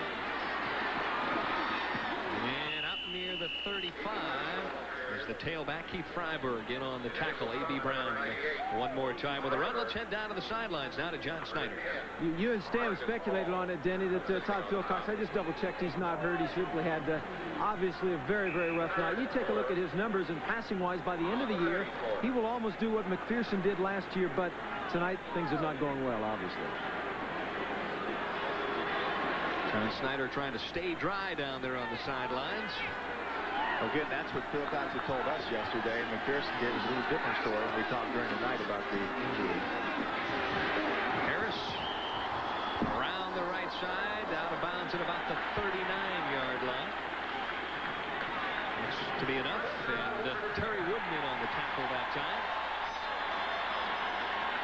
Syracuse has done a good job of containing Major Harris. He's made a couple big scrambles off the spread formation, but under normal situations, they've contained him well. They just have not contained their own problems, their own turnovers, their own fumbles and interceptions. And Syracuse, a very sound team, both offensively and defensively, not a team that makes a great deal of mistakes. Tailback one more time for a couple yards out to about the 42.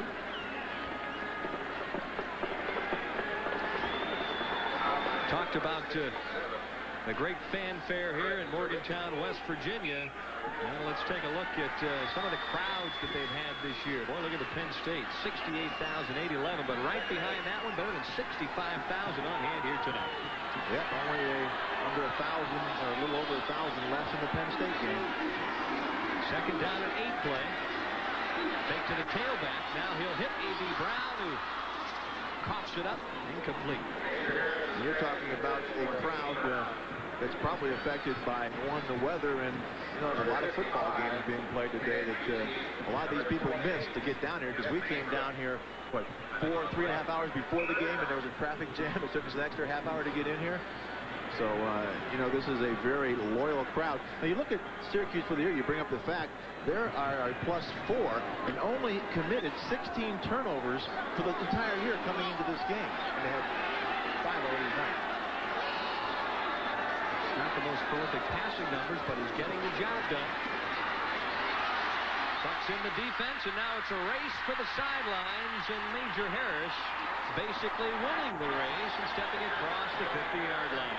I don't know. I guess maybe they use that formation more to clear everybody out and give Harris room to run. Again, the single back offense. Fullback stays in there to help with protection. They send everybody downfield. Now, we asked last night if they were going to put somebody specifically on Major Harris in this formation, called a spy technique or a cop. You need a defensive back or somebody with great ability on Harris. But they're going to have to do that, because every time he's dropped back in that formation, he has scrambled for big yardage. First down and 10 for the Mountaineers. Taylor, the hard-running fullback, belted from behind, but not before he picks up some nice yardage. Tackled by Freiberger. Brings up second down now and short, and West Virginia offensive line stand starting to wear down that Syracuse defense. Oh, they are wearing this team down. I mean, mentally more than anything else, to go with the physical part of it. But when you keep playing well defensively, when you look at the scoreboard, it's 21-3. It's demoralizing. They've averaged better than 54 points a game here in Morgantown this year. Terry Wooden in on the tackle. Down near the 35, though, goes A.B. Brown. You can tell also that you're getting close to a championship. Watch that. They're coming off the line. They're hitting people. I mean, when you're excited offensively, you got the adrenaline flowing. See, they're knocking people back. They're making the tackle 4 and 5 yards downfield. When you're knocking people back, you're winning football games. Clock continues to roll. A.B. Brown tries to get to the corner, but a nice job there at the perimeter by Keith Freiberg. Syracuse has not done a bad job on the perimeter. They have forced most of the runners, and Major Harris in particular, to keep running sideways on the outside plays. The problem has been the turnovers offensively, and then, of course, some of the power game that they've been really struck with up the middle. They've been getting knocked back, and, again, the adrenaline and the excitement is all on the side of West Virginia right now. And, of course, they're playing at home where they're undefeated this season. Tailback football one more time. And this has just become basically a grind-out contest for West Virginia. Yeah, they're undefeated on the road, too. That's right. Notre Dame in the Fiesta Bowl. Of course, Bino Cook months and months ago said West Virginia was going to be the #1 team. Everybody looked at him like he had finally lost it. He had reached that age where he went over the hill. But Bino had a surprise for all of us, didn't he? Now he's got those fingers crossed. Let's see how he picks next week's game. Lamond in motion. Play action now. Harris tries to square up. Finally does.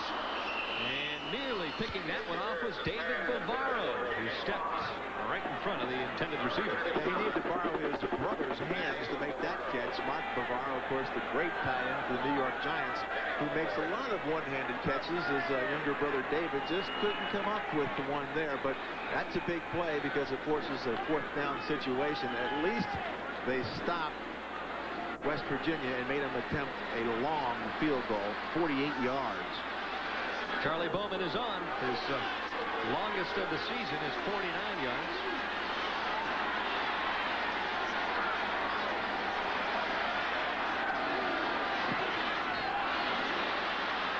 Looked like he slipped on the attempt. It was heading for the crossbar, but not enough gas. 59 seconds left here at quarter number 3. It's West Virginia 21, Syracuse 3.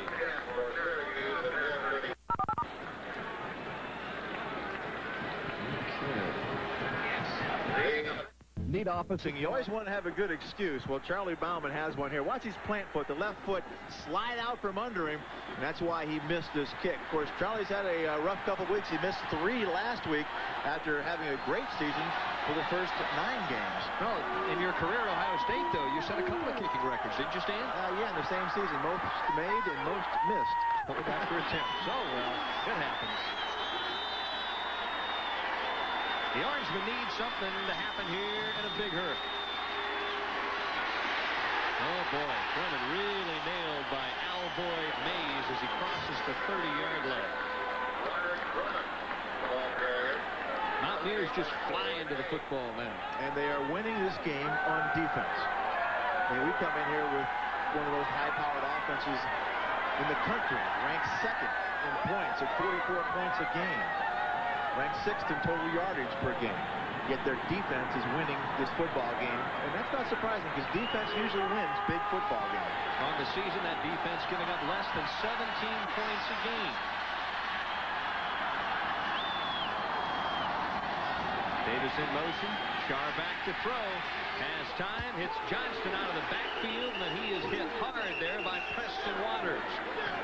As quarter number 3 here at Mountaineer Field comes to a close.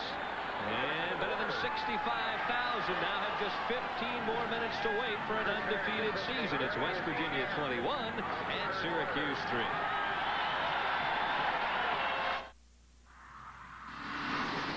In 0-1, they had a tie. They've never had a regular season undefeated, 11 wins.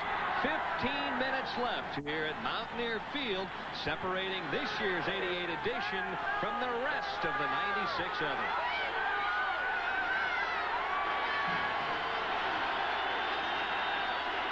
Third down and 4.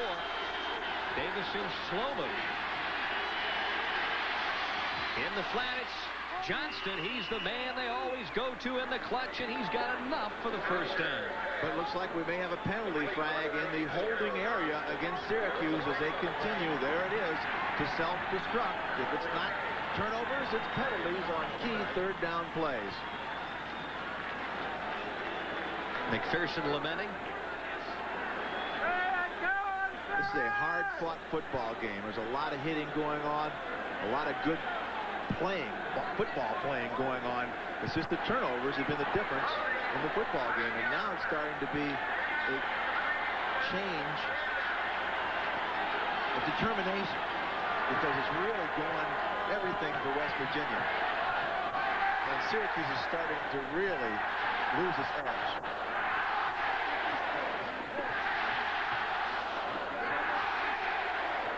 Take a look at that, Denny. Misery index, 5 turnovers. They haven't allowed a sack, but when you have 5 turnovers, sacks are unimportant. Drop passes 2, 7 penalties for 40 yards. So your turnovers and penalties, that's the difference in this football game. 3rd down and 14, but the Oranges have any hope of pulling out this one late. They're going to have to get something started right here. Looked like the receiver moved upfield. Sacked is Shar, and the penalty flags flew. And now you can add 1 sack to the misery index. Yeah, now they're going to have to punt from their own 5-yard line, which means West Virginia's going to get great field position and a chance to close it out. Illegal motion on the offense. The penalty is declined. 4th down. See what the score is right now, Denny, 21-3. Well, 14 directly from turnovers, plus Syracuse lost 7 when they fumbled inside the 5. So that's 21 points on turnovers almost directly. Syracuse will have to punt it away. Number 1, Brandis Bell, stands back at about his 40-yard line. Excellent kick. High hanger. Bell takes the fair catch right at the 40-yard line. 46-yard punt with 14:03 left in this one. It's 21-3. West Virginia looking for an 11-0 record. There are 21-3 lead. This time it's Aaron Evans, the second-string fullback, for a couple of yards. Now let's head down to John Snyder. It's been a long time since they've gone undefeated, John. Indeed it has, Denny. With me is Steve Thomas, a longtime West Virginia fan, and a lot of other West Virginia fans back here. People in this state have waited many, many years for something like this, haven't they? Exactly. About 90-some years, exactly. How you feel about it? You've been coming to games since the mid-50s. This means no... Well, we lost the microphone. We'll check back in with John here in a moment. Slipping to the turf. Incomplete pass. Andrew Johnson, the intended receiver, will bring up now 3rd down and 8. We told you the weather was going to affect this game. Well, you could say that some of these fans are so excited they're speechless. That's right. Fantasy cheerleader. It's quite a fantasy for, again, for everybody in this stadium, for Don Nehlen, for West Virginia football. Again, this is the whole state rallies around. They had no pro teams. This is their major college. This is their pro team. Harris with a straight drop. Oh, has a man wide open. And it's the backup tight end, Adrian Moss. You know, it's funny. We talked to Don Nehlen before this game yesterday, and we asked him, Don, 9 years ago when you came here, did you think that you could contend for a national championship and go undefeated? Are you kidding? We just try to find some football players who could be competitive. That's all they wanted to do was to compete, and you look at the progress he's made over his career here. Now he's got this school vying for a national championship. Look at those yardage in the second half. They're just wearing down Syracuse. Andrew Johnson has his feet clipped right out from underneath him by number 55, Dan Busey. And with 12:56 and the clock rolling, West Virginia is in good shape. And we've got some updated scores.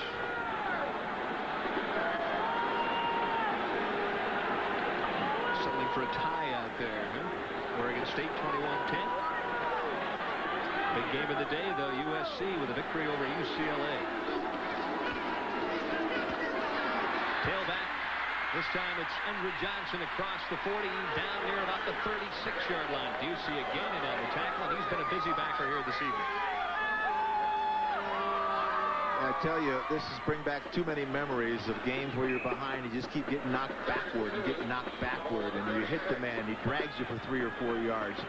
It's a whole momentum shift that just demoralizes you on defense. You cannot pick yourself back up.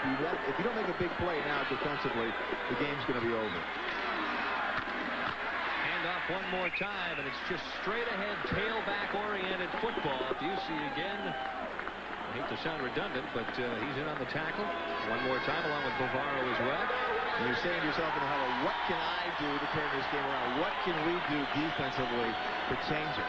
and you keep looking at each other, and the answer basically is nothing. Well, again, the point that we've made on a number of occasions, the defense has played, I think, very well here this evening for Syracuse. The offense turned it over a few times in tough field position. That's been the difference, converting 2 turnovers into 14 points.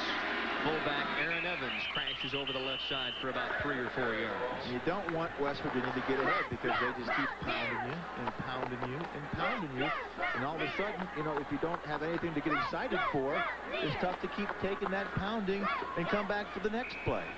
Now the one question that I want to ask is, does Bino Cook have an 800 number back in Connecticut so that he can start to receive some of the phone calls from the fans here in West Virginia? Well, Dick McPherson's not going to call him, I'll tell you that. 11:05 and the clock is rolling. Harris looking for more. Grandis Bell, a juke step at the 20 and chased out of bounds. Oh, they're going to say that he's out at about the 16, and Grandis Bell out of the Fort Lauderdale area nearly took that one the distance. As far as everything he's done tonight, now watch him zip the ball all the way across field. This only goes downfield about 10 yards, but it's about a 30-yard throw on the line to Grandis Bell. Now watch him fake out number 24, Chris Ingram. Hey, use the sideline, my friend. That's a help to you. Don't let him go down the sideline.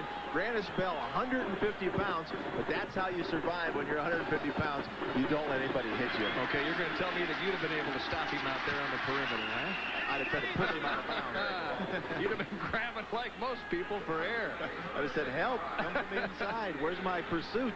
Oh, boy.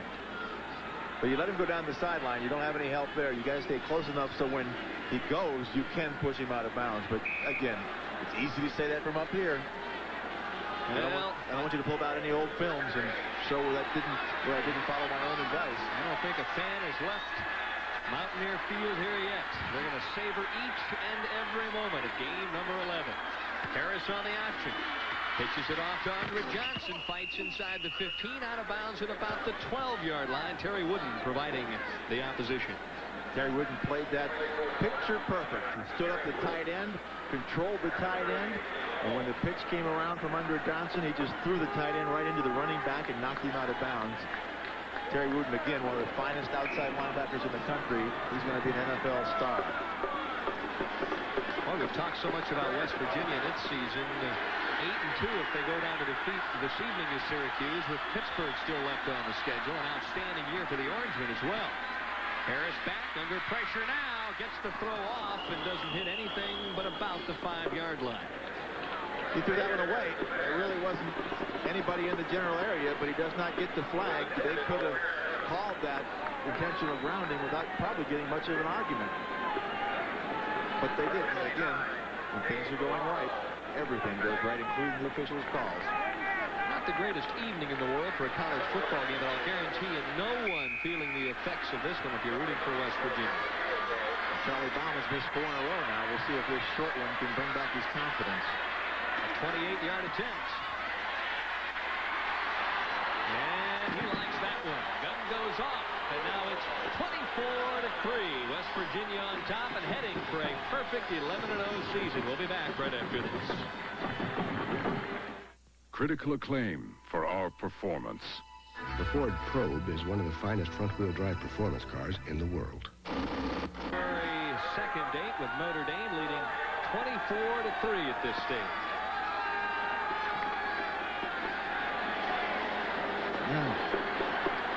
Orange juice for sure, Mountaineer style. They're squeezing the orange of Syracuse. They've squeezed the ball away from them 5 times, and again, I don't know how many times we can say it. That's the difference in this football game. What a great rivalry, though, these two teams through the years since 1945. And Syracuse leads the rivalry 21-14. Obviously, they're going to lose one here this evening, unless something major happens in the last 10 minutes. But last year, West Virginia tried to spoil that undefeated season and couldn't quite pull it off. Good kick, and Walker takes it on the run at the 12. It's a couple of blocks and then gets belted at the 27-yard line. Really, we thought this was going to be an offensive football game, but the turning point, Stan, came very early, or I should say late in the first quarter. Yeah, about 25 seconds left. 7-0. West Virginia at this point. Todd Philcox down the line option. Now they don't play Philcox. They let him go to the inside. He takes the gap, Goes down inside the 5, down to out to 1. But watch number 22, Bo Orlando, throw his 173 pounds into Phil Cox, separate the ball from him. And that's the type of effort that's winning football. 173 pounds of inspiration, Bo Orlando, and that's the turning point. McPherson goes back with the senior Phil Cox here for the closing moments in this one. Counter play handoff. And Owens gets a little room and then has finally stood straight up at about the 37-yard line. Now let's head down to John Schneider, who's going to discuss security here at Mountaineer Field. Well, Denny, as you know, with 9:45 to go, Syracuse, but West Virginia officials are talking about the end of the game. In the past here, the fans have stormed onto the field and torn down the goalposts, and behind me, you see some of the patrolmen. A security force tonight of nearly 150 state patrolmen, and normally force is 34-40. They want to keep the people off the field when it's over. Phil Cox looks downfield and then swings it out, and it's been that kind of an evening for the Orangemen of Syracuse.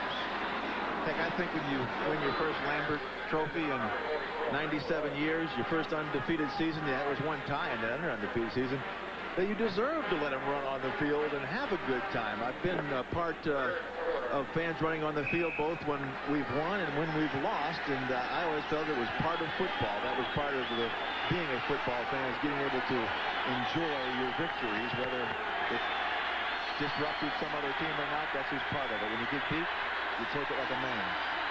Split backs for Phil Cox. Twin set to the right side. 3rd down and 4.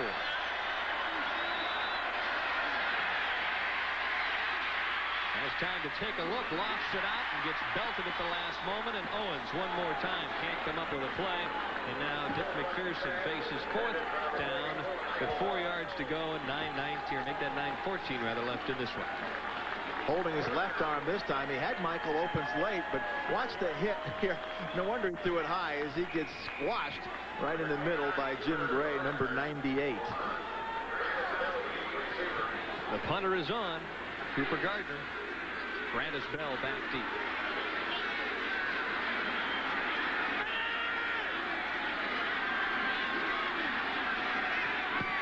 Low snap, but a beautiful kick.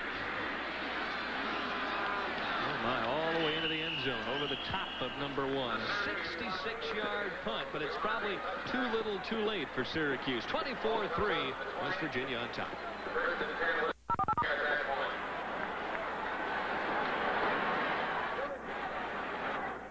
Empire National Bank has been rated of their own destiny. Get a couple of solid first downs here, and oh my, Andrew Johnson takes off and crosses out it past the 35 to about the 37. If they continue at this pace, they'll be able to run out the clock. Well, they're running out Syracuse, that's for sure, because they're just knocking them back. There's Todd Philcox, fifth-year senior, getting his first chance to play, and it's a disappointing end of the regular season. But they do obviously have the bowl game left. Watch this blocking. Just opens up a huge gap. Again, the linebackers get split, and when you're in a Oklahoma defense, a 3-4, the 2 inside linebackers have to work in pairs. When they get split, it ends up in big plays like that with Rondo Johnson. Fullback right straight up the middle. Well, we've talked consistently tonight about West Virginia playing Notre Dame in the Fiesta Bowl. Syracuse will be heading to the Hall of Fame Bowl to play either Auburn or LSU. So they have one more opportunity to erase this disappointment. But you talk about the 2 inside linebackers getting split. One of the reasons is they've had problems at the nose guard. Fred DeRiggie's playing there, but they lost their great nose guard from a year ago, a first-round draft pick. We'll talk about that in a second. Harris with the play action, stops, looks for somewhere to run, coughs up the football, and West Virginia is going to recover at about the 39. Freiberg with the hit on Harris shook the ball loose.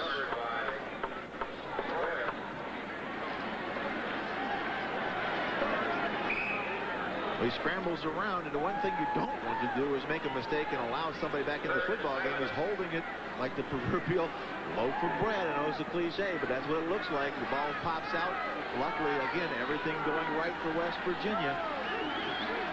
Here's the 3 wide receiver offense down in the stretch. 3rd and 7. Trying to provide some pressure. Downfield it goes, and pulling it in is Calvin Phillips. That ball was right on the money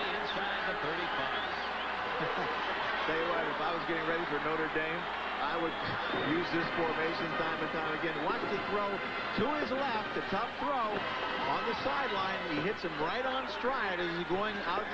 Calvin Phillips right. I mean, could you ask it for any better than that as you're going out of bounds? Give me the ball, let me run out of bounds. That's a safety on a wide receiver. Marcus Paul, that's a tough matchup. You should win that if you can give him time to throw. The dreams of a perfect season could soon be a reality. Pull back one more time up the middle. We've talked about Notre Dame. Do you suspect that perhaps Lou Holtz and company watching this one this evening on ESPN? I'm sure there's a lot of people. Dick McPherson talked about that last night. He says, from everybody in college football that gets to play in the afternoon, ESPN has become their network because that's the games they get to see, the ones that are played here. On our night games and our late afternoon games are the ones they get to see. I'm sure there's a lot of Notre Damers watching this football game while thinking about USC. 24-3, the Mountaineers on top. Harris thought about pitching for a moment and then thought the better of it and hung on this time. Yeah, he remembered the last time he made that late pitch that ended up hitting the ground. Dick McPherson, right in front of that play, was probably yelling, pitch it, please, to one of my guys. Oh, what a great competitor he is. Last night we had a long chat with him and very philosophical about Syracuse and where the program is right now. And he said, I'm not going to be happy until we're an 8, 9, 10-game winning team every year through like the early 90s. Quiet yardage by Major Harris. And a drop back and look downfield. On the crossing pattern, it's the tight end. Wins heading for the end zone. Bumped out of bounds at the 1.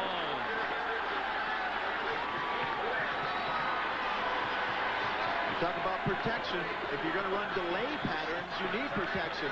Watch Harris just set back up. The tight end is just delaying at the line of scrimmage, just setting there, waiting. Now, you see him at the right-hand side of your screen as he comes across real late over the middle. He is delayed. Nobody picks him up. They forget about him when he blocks. He takes the ball, looks around, and says, geez, where's the defense?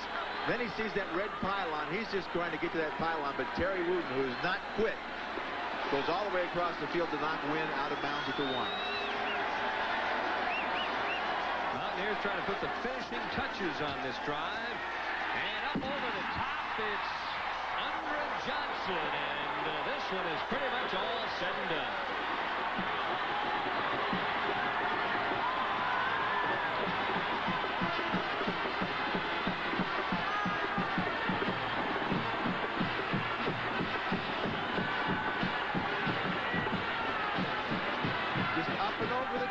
Again, watch the good lead block on Dan Busey right there. That just allows the back to get over top of David Navarro. Navarro just, beat down so many times he's had to make hits. He's going to be a sore man tonight. 31-3, and the sense that the celebrating now is just about officially underway here in Morgantown, West Virginia. Yeah, we talked about it before. If the crowd was allowed down on the field, I have this picture of them picking up Major Harris and passing him around like the hockey players do the Stanley Cup. Just changing him around the field. Well, let's change from the pigskin to the round ball on ESPN. Big Apple NIT, those are the winners from last night. Xavier will play Missouri, Wyoming, and Syracuse. That'll be a heck of a game there. Outstanding hoops action on ESPN coming up. Semifinals, game 1 and 2 at 7 and 9 live on Wednesday evening. And of course, topping it all off from Madison Square Garden, the championship game. Great basketball games last night. We talked about don't celebrate too early here. LaSalle almost celebrated a little bit early last night against Louisville when they had them 6-7 points down with a few minutes left in the game, and they were lucky to get away, fortunate to get away with the victory after Louisville had tied up that basketball game. Xavier moving on there. But I don't think it's too early to celebrate now for West Virginia. No, I think you might be right. I think they can go ahead and high-five it to death. Corks on the champagne starting to pop all over Morgantown. Walker from the 5. Nice move across the 30. He's got some running room. Finally wrapped up just shy of midfield. Heck of an effort that time by Walker. we talked to the special teams coach a little bit last night, and they were concerned because last week they'd given up a 92-yard touchdown run. You see... What is it, a heat wave? Yeah, I tell you what, that shows he's been putting out the effort, hasn't he? As the heat escaping through the top of his head into this cool air down here in West Virginia, creating a little steam off the head of Grantis Bell. That's right. He's used to that warm weather down there in Florida. It could be 25 below zero right now, and it wouldn't make any difference here. Time to pull out all the stops. Maybe. Come up with a big play. Toughest time of the game for a quarterback because everybody's loading up. Moore gets behind the secondary and just can't quite get to the football. He was behind the secondary.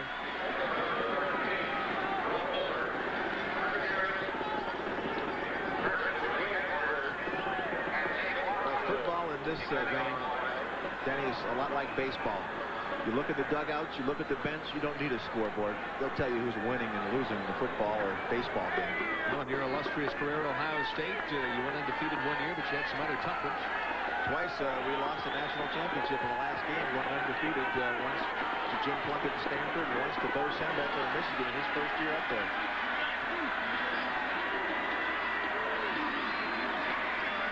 Wilcox gets it off quickly. The screen that time to Darrell Johnston, and Johnston couldn't quite hang on.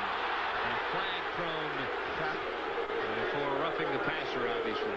Maybe a sympathy flag. I think that these guys are coming after him. He's taking a pounding, but they come through like a sieve here. Here's Marlett. And, you know, I guess that's a close call. I think they're giving him the benefit of the doubt there. Marlett comes in just for the dime. He's a pass rushing specialist, fifth-year senior kid. I think he wanted to get his hit in. I got a personal foul, roughing the passer on the defense, first down.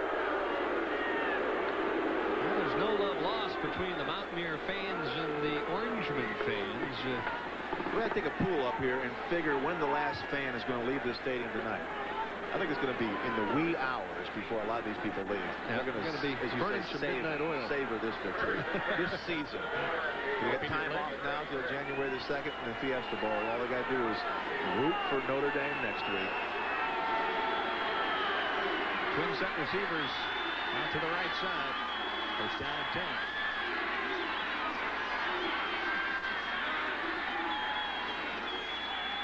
Mountaineers show blitz. The pitch. And Owens is on the move. Breaks contained down inside the 15.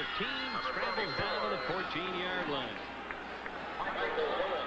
Now they went to the unbalanced line, put an extra blocker over to that side. It's worked for them time and time again tonight. Again, they have not done poorly offensively. They just have turned the football over. They've moved the ball up and down. We saw they had almost 200 yards at halftime and only 3 points. And they're down 14-3. So, you know, 200 yards, 400 per game, that's what they've been averaging. And they've been 9-1 going into this football game. Also averaging better than 31 points a game. They have only 3 to show here this evening. Trying to score one for pride's sake right now, though. Owens wrapped up at the 15, going to lose a yard on the play. And Robert Pickett, who had a big fumble recovery earlier this evening, in on the tackle. And there's pride on the other side of the football, too. No matter what the score is, defensively, you don't want to allow the other team into the end zone. In fact, I'm sure there's a lot of the first-team guys that maybe aren't playing right now that says, Coach, let me go back in. We don't want to be in the end zone, because defenses take a lot of pride in the number of points they've given up, the number of yards they've given up. They want to win the football game first, but there's that pride that defensive units have in their accomplishments.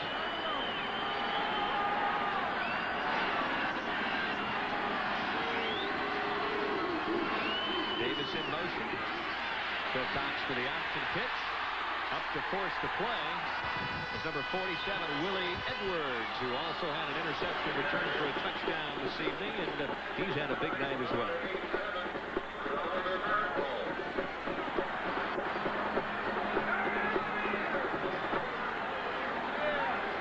Again, you just have to look at the faces, don't you, Danny? Just a minor disappointment, no. Dick McPherson's really got this program at Syracuse on a roll. Oh, amazing. You win 20 of your last 22 ball games. The other stat that I found very instrumental was the fact that they have won 9 of their last 10 road games. How tough is that? McPherson felt like they had a real shot here this evening. Into the end zone it goes, and it's a touchdown. So finally, with 3:41 left, Phil Cox hits Rob Moore in the end zone, and the Orangemen score themselves a TD. That's one of the cases where throwing the ball behind the receiver really was a benefit for Todd Philcox, because it's what's known as a post corner. He had man-to-man coverage. The receiver went to the inside, then back to the outside. The defensive back was waiting for him, but he threw it behind him, and then Moore just turned around and made the play. You'll see Willie Edwards, 47, waiting on the outside where he knew the pattern was coming. You do a lot of film study. You know, down deep, a lot of teams like to use post corner to score on. So he was waiting there for it, and the guy just stopped on him, and Philcox threw the ball for a touchdown. Now they're going for 2. 7 times teams have tried to go for 2 on West Virginia this year. 3 have been successful. Trying to get back to the 500 mark. The receiver is open, but it's batted away, and no flag is thrown. So it's an incomplete pass in the end zone.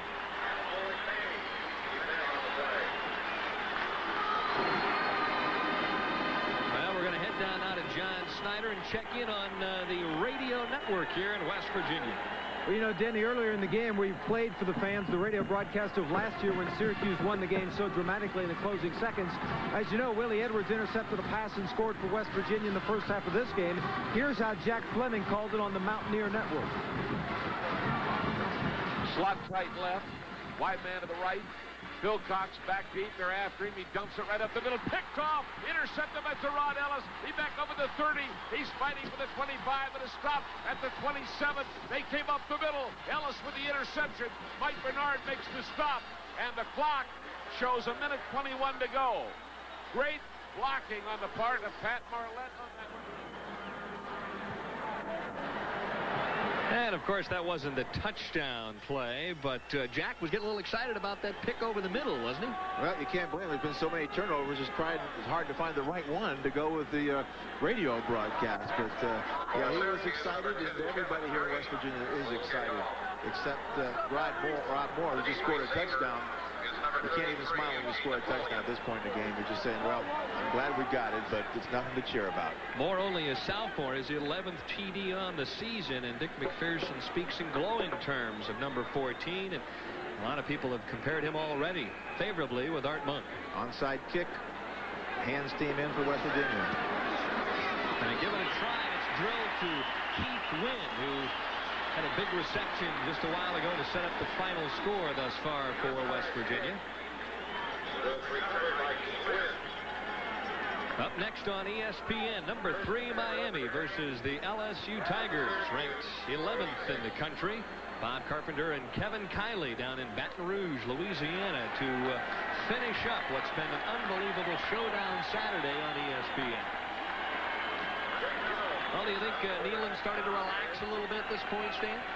Yeah, I think a few minutes ago he let up and knew that he had that 11th win, that undefeated season, something he's never had in his 30 years of coaching, had in his hip pocket. Now he just wants to go out and add the crown jewel to this season, which would be a Fiesta Bowl victory. 12 start on the offense. 1st and 15. All right, now let me put you on the spot a little bit. What about matching up against Notre Dame? You've seen the Fighting Irish on numerous occasions this year. I think it's going to be a great matchup. Tony Rice is a very similar type quarterback to Major Harris, although Major Harris throws the ball better. Both have outstanding defenses. I think it's going to be a great football game. If they open it up a little bit for West Virginia, they'll give Notre Dame all they can handle. Brandon Bell is in motion. A pitch to Andrew Johnson, who scored his last carry. The new quarterback now for West Virginia as well, Greg Jones.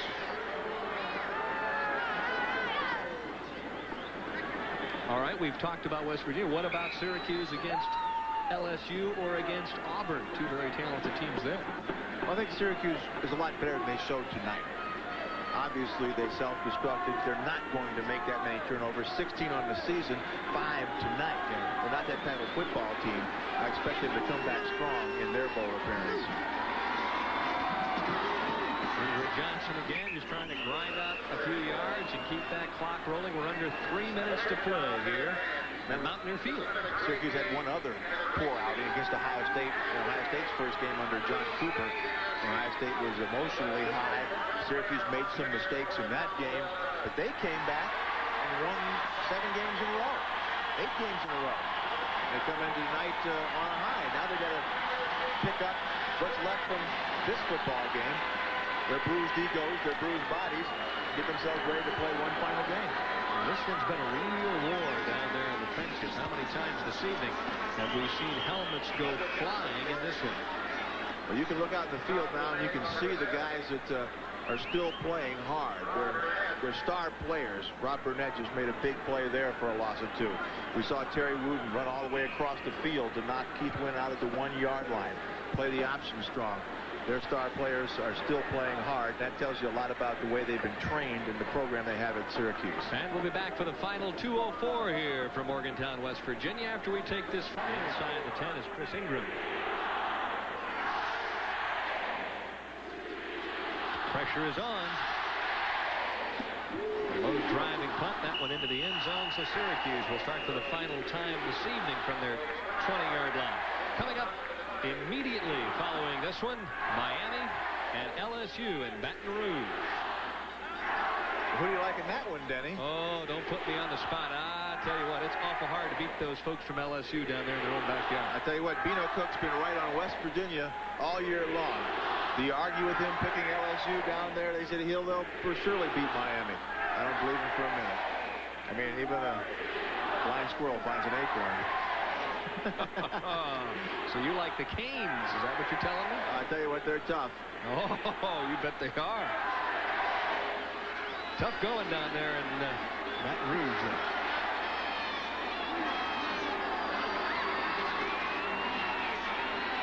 Takes the draw over the middle, and Davis is wide open. And he is a train to pull down at the 45. Pulled down by number 99, Basil Proctor. He comes in for this dime defense. Basil, 6'4", 250, transferred here from the University of Miami. That's the Hurricanes. That's a quarter. He was a defensive back there. He was a strong safety that gained some weight. Fleet of foot. Dead ball. Personal foul on the defense.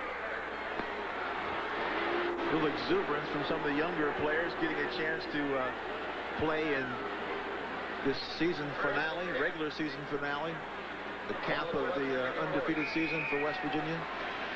25 seniors on this squad this year. What a year it's been for them.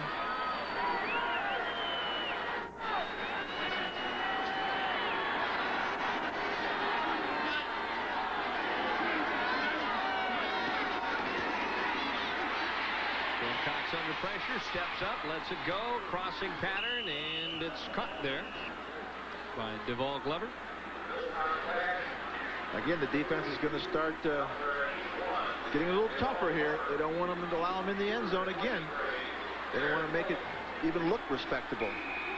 Got to give Syracuse a lot of credit. They're in there doing everything they possibly can until the final tick of the clock, and that's where Dick McPherson has taught his troops through the years. Over the middle, this one's picked off by Chris Herring. Herring finally bounced out of bounds across the 30-yard line, and that should just about set things up here for Don Nealon and company. Appropriate, I guess you would say. A turnover effectively ends the football game. Number 6 for Syracuse. Syracuse with half as many turnovers tonight as they've had all season long. Kind of a nightmare for them. And they're living that nightmare right now. It's going to be a long trip back to New York. Long bus ride to the airplane. A long flight. I tell you what, it's not going to be a fun couple weeks preparing for that football game, although Dick McPherson said the one thing he wants to do is take his team down to Tempe and have a good time, a reward for his players.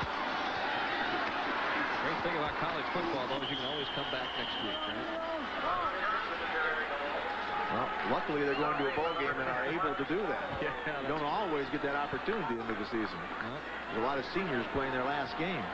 Under a minute to go here now. I remember when we were undefeated my junior year. We beat Michigan the last game of the year. We were both undefeated at that point, and we won. We got to the Rose Bowl. Great season for us. We win the MacArthur Bowl, but we lose to Stanford, and Jim Plunkett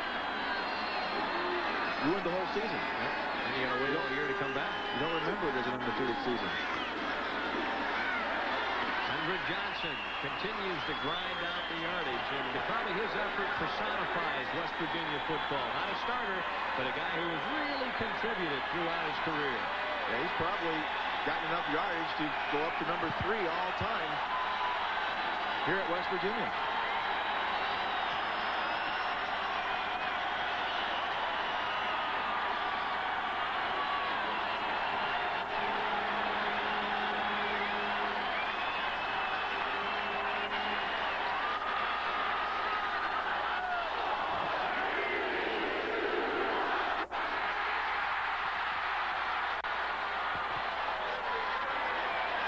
Well, Don Nehlen has won it all, 11-0, and now the key. Can Miami beat LSU in Baton Rouge? You'll have to wait to find out. That's coming up next on ESPN. So long.